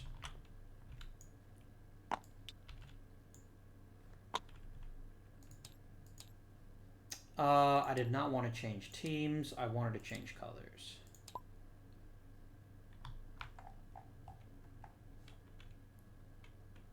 Rome is going to play Gallic recruits to activate Scipio again and continue the siege. Come on, 6. Damn it.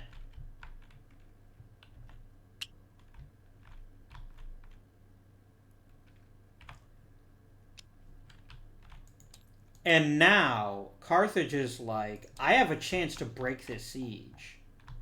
I'm going to roll on Pestilence.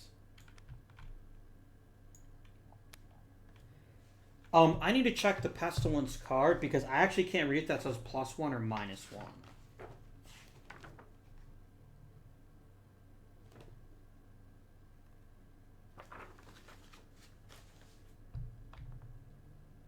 That looks like a plus to me. So, that's actually very bad news. If I lose 1 more soldier, the siege is over. And I can't pull him out. He's basically a sitting duck. I'd have to just keep trying to siege the rest of the turn. So, Carthage. He has 3 troops left, so he's going to roll on this column with a +1. Low numbers, low numbers. A 3. And Scipio breathes a sigh of relief. That's just enough to avoid taking any damage. He's like, whew. And Carthage is like, that was totally worth it. And he's going to say, I'm going to play Traitor in Tarentum. And I'm going to say, I'm going to keep the siege going. If I get anything but a 3 or a 1, the siege continues. If I get anything but a 3, 2, or a 1, I win.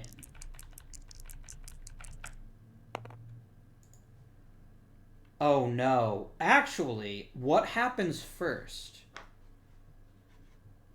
Do I add the siege point or do I lose the unit? This is incredibly important timing because he either won the siege or he failed in the siege. Where is the siege rules? 20.2.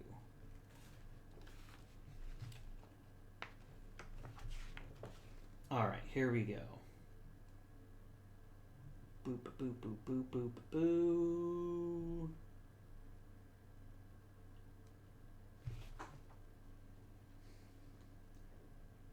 Okay.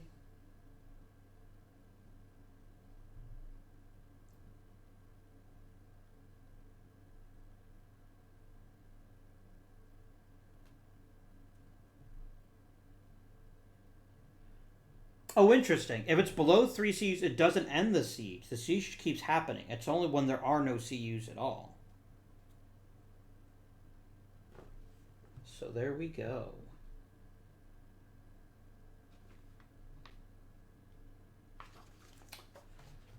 So, I do lose a unit, but I gain something far more important, which is Gades. And that's really important, because I now have a firm base from which I can expand in Carthaginian Spain.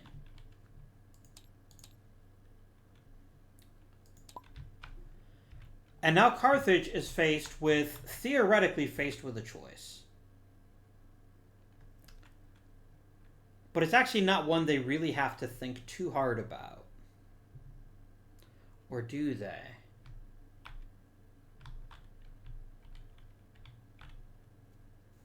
Hannibal now has allies in Italy.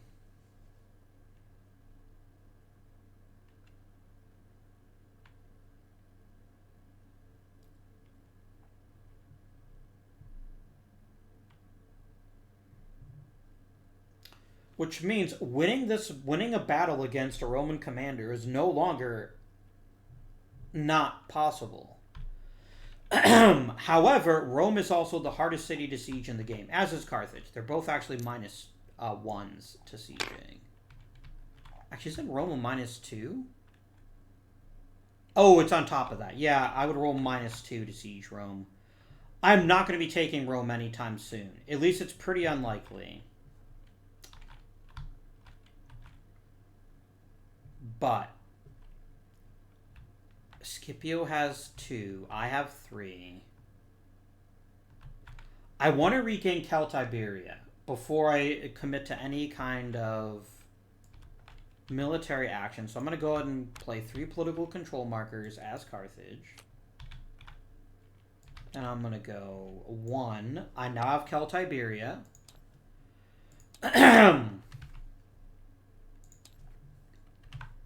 Oops.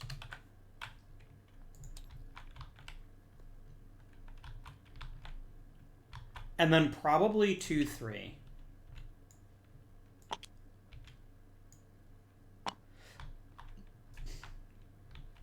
So I'm not going to stranglehold on Gallia Cisalpina. Or Alpinia, rather. And I'm sure they don't love that, but Rome can live with that. The biggest problem is I cannot move units because of that Carthaginian naval victory. Because I don't have any minor major campaigns.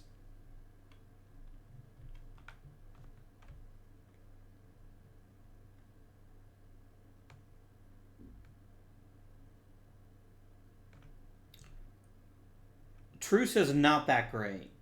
It has its benefits at certain times, but otherwise it's not that great.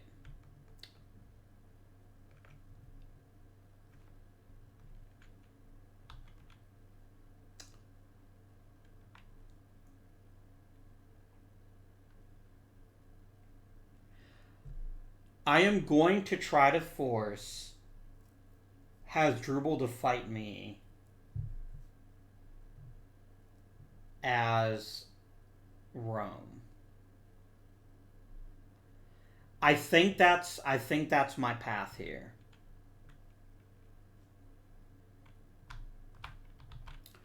I'm going to play Ligurian recruits to activate Publius Scipio, and I'm going to move 1 space.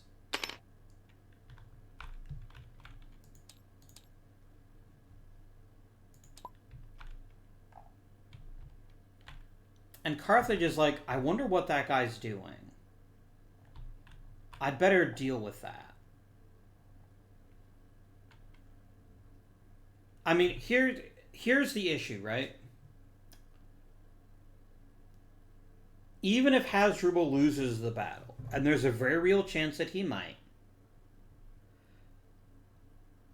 it would be too devastating for Carthage to lose. To even take a chance at losing Baetica. That would be disastrous. Carthage only gets 4 reinforcements a turn. Losing 25% of that could cripple their war effort. It is something they cannot afford. So I think we have to go aggressive, even if I don't necessarily want to. We're going to play our minor campaign to move 2 generals. And he's going to go 1, 2, and he's going to give him an offer. Do you want to intercept? That's a 1 out of 2 chance of getting 1 extra battle card, which would actually even the odds between us. Actually, it wouldn't. Never mind. And instead, would Scipio put forward avoiding battle? I need to double check what the rules are for avoiding battle. Like how far they can move and where they can go. 1 space. And they can't enter with an enemy PC, so Scipio's just going to take it. He's going to say, no, I'm not going to intercept. Well, I mean, if Scipio intercepts and wins, he gets an additional battle card, and he starts with initiative.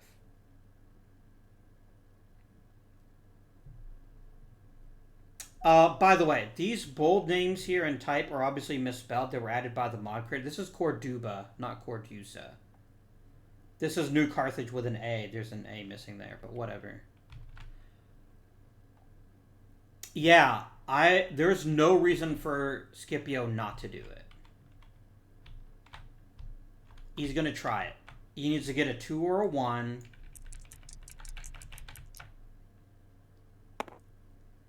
He got his 2. He says, nuh-uh. And battle is joined. I will resolve the battle, and then we'll move Carthage. So, because Rome is the attacker, Rome can decide if they want to use any battle cards first. They have one, but it's not going to help. So instead, Scipio has 2 units, 2 soldiers. He gets another 2 for his battle rating. And he gets 1 for intercepting.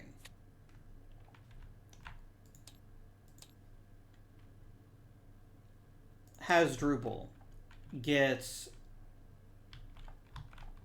3 for his battle rating, 3 for his units, and 1, 2, 3, 4 for his allies.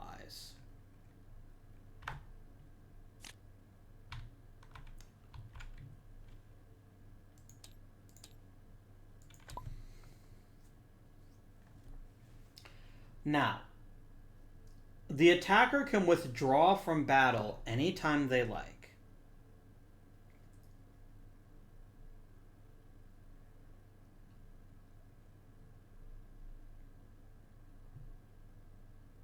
However, if you fail, the other side becomes the attacker.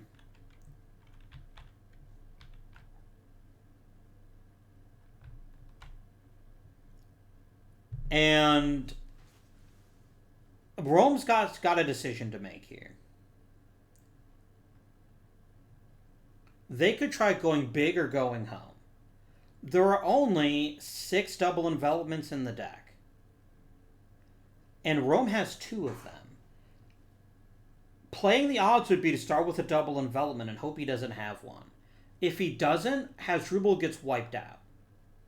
It just ends. And that is a massive deal.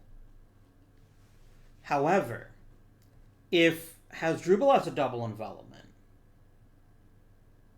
Then he just instantly matches it. And then he gets the initiative. At the end of the day, though, even if Scipio loses, Scipio doesn't die. He's just removed from the battlefield, and I lose 2 troops, which is 1 political control marker. Scipio's playing with house money because he's taken Gades, which is later the city of Cadiz, by the way, but Gades is what the Romans called it. So he goes double envelopment, bitch. Bring it on. And Hasdrubal's like, I see your double envelopment, my friend, and I play double envelopment. There's no roll. Carthage has the advantage now. And he's going to do a frontal assault. He's going to be like, I've got 3 frontal assaults. I feel pretty good about my chances that you don't have one. Because you only got a handful of cards, right? And then Scipio's like, afraid not, my friend. I do have a frontal assault. And he's going, come on, low numbers. And he gets it. And he says, I bet you don't have 2 double envelopments. And Carthage is like, you're right, I don't. But I do have a reserve.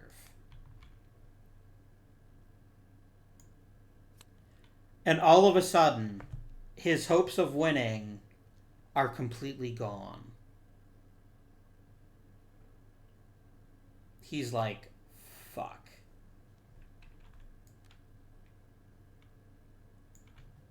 And then he plays another frontal assault.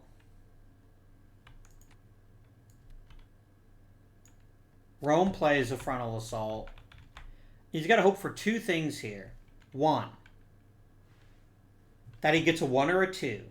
2, that Carthage doesn't have a flank left. Or he has lost the battle. Or another reserve. He got a 5. And Carthage is like, surely he can't have 3 frontal assaults. And Rome is like, fuck. I don't have another one. And the battle has concluded. Again, we begin by rolling for attrition. There are 5 battle rounds, so we roll on the 5. And we get a 1. So actually no one takes any losses, takes any casualties from that, which is pretty fortunate. Scipio's going to retreat 1 space. And he's going to roll on the retreat table.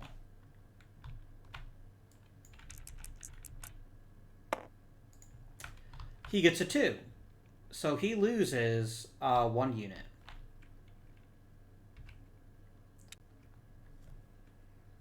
Political consequences, he has to remove 1 marker. And they're going to remove Agrigentum again. Just because there's troops on top of it, it's unlikely that Carthage would do anything with that.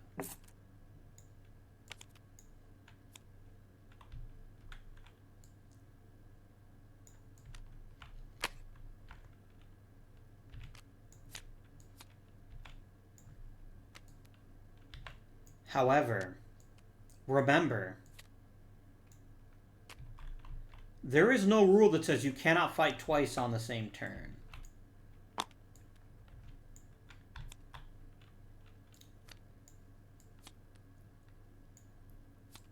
And Hasdrubal will never have a better chance to wipe out Scipio. However, he would then end his turn on Gades, and he would take some winter attrition.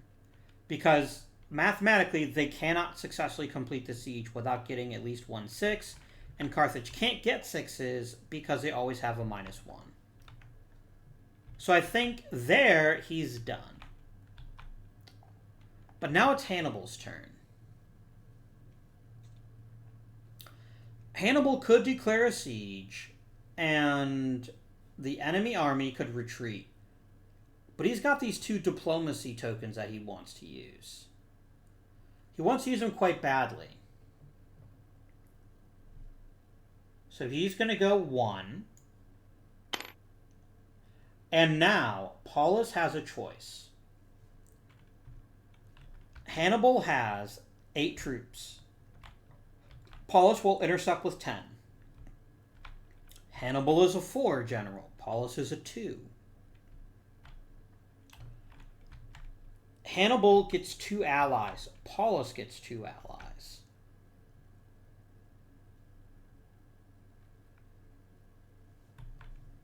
And you know what? At the very least, it stops his movement. Oh, that's right. He actually couldn't continue because interceptions always stop movement. It stops Hannibal from moving. This could be a titanic battle for the ages. Paulus is going to try. He's going to try to roll an intercept. He needs to get a 1 or a 2.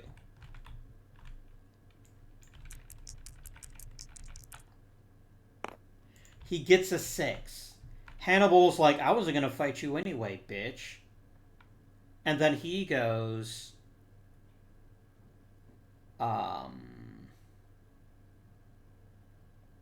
3.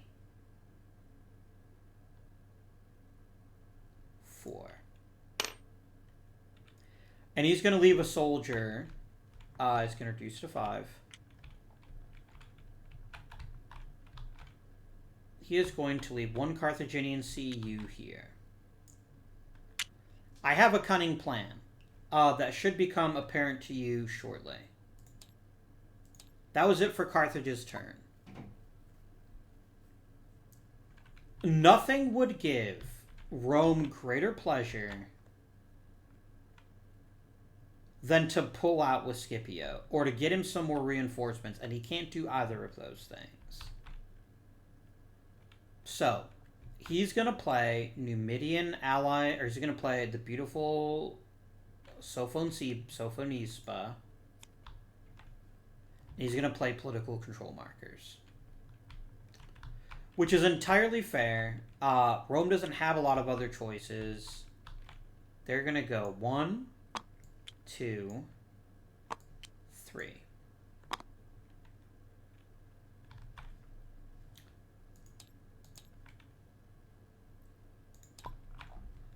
Carthage then plays diplomacy to flip markers. And if I'm Rome, I'm like, diplomacy is a really powerful card. I'm glad they didn't do anything with that.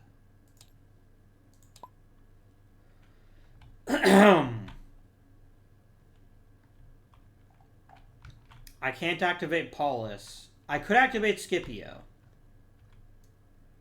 But the chances are pretty much 100% that he would move to intercept me.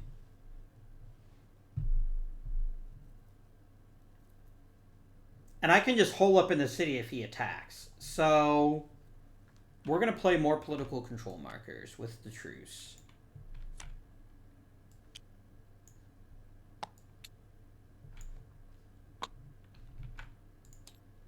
Back to Carthage, and Carthage is like, hey Rome, I have both diplomacy cards. And he's like, shit. And now Samnium defects to Carthage.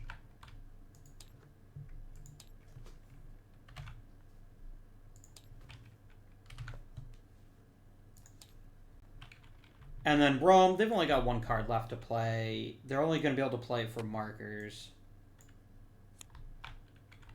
Rome's going to go, but what if I put this marker here? Suck on that. And they're going to be like, whatever, bro. And another turn has concluded. We'll do cleanup, and then we'll actually go ahead and end this video. Next turn, each side gets 8 cards. And we're ticking down to the most important thing in the entire game. Scipio Africanus. That is Rome's answer to Hannibal. He's amazing at sieges. And he comes into the game with a bunch of troops. So, that is where we are right now. And it's going to be scary. So, winner attrition. Everyone is on a friendly space, so there is no winner attrition. Isolation. No markers are isolated. Carthage Romance removes 6 tokens.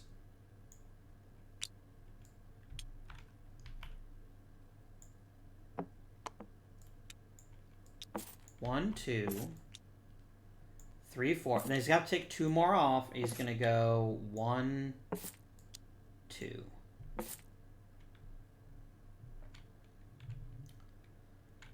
And then we move up the turn marker. Thank you all for watching this episode. We're going to be... we'll play this game again next week. This might take 3 episodes to finish. We'll have to see how things are going at the end of the next episode. But I'm trying to keep these videos a little bit shorter so that more people can enjoy them and they don't have to sit down and try to watch a 3-hour video. But things are looking good for Carthage right now. They have 12 of the game's 18 regions. It's not going to be easy at all for Rome to start making inroads to take that back. And they've gotten really good console luck, which is that none of the really fast consoles have come out for Rome yet. However, the clock ticks ever closer to Scipio Africanus. And as Hannibal goes deeper into Italy, he's going to risk losing troops. And this is still anybody's game. It's very much leaning Carthage, but that's the way an asymmetrical war game works. It tends to favor one side or the other. And in this case, it favors Carthage. For now. Hasdrubal and Scipio are going to be an interesting combination. I'm going to go and designate before I forget. Scipio is going to be my proconsul. Is he, though? No, he's not. No, I'd honestly rather have Paulus. I'm going to make Paulus my proconsul. I want him to be available to do soldier smashing unless I get Fabius. If I get Fabius Maximus, I will be ultra delighted. But we'll worry about that later. Yeah, things are not looking good for Rome yet. Taking Gades was a big deal. And if Rome can get some reinforcements, Rome's going to be able to do a ton of damage in Spain. The question is whether that's worth it, or whether they should concentrate back on Italy, retake Syracuse, or do other things to cause some damage to the Carthaginian player. This might be blunt instrument time, where we just pound at Hannibal until he dies. If Hannibal dies, he's one of only 2 generals in the game that can die, right? If Hannibal dies, Carthage has to take 5 PCs off the board. I believe it's 5. Bum.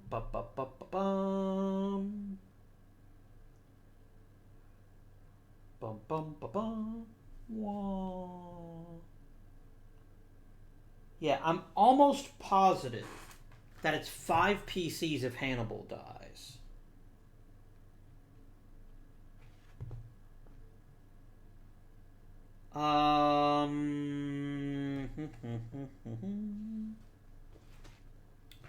It's at the part where they talk about generals being eliminated.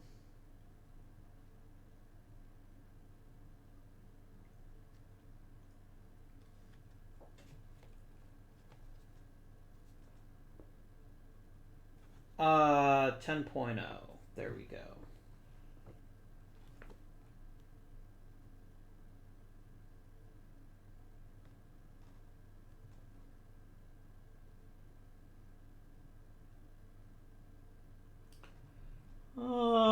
I'm checking this out now so that we won't have to do it at the beginning of the next episode.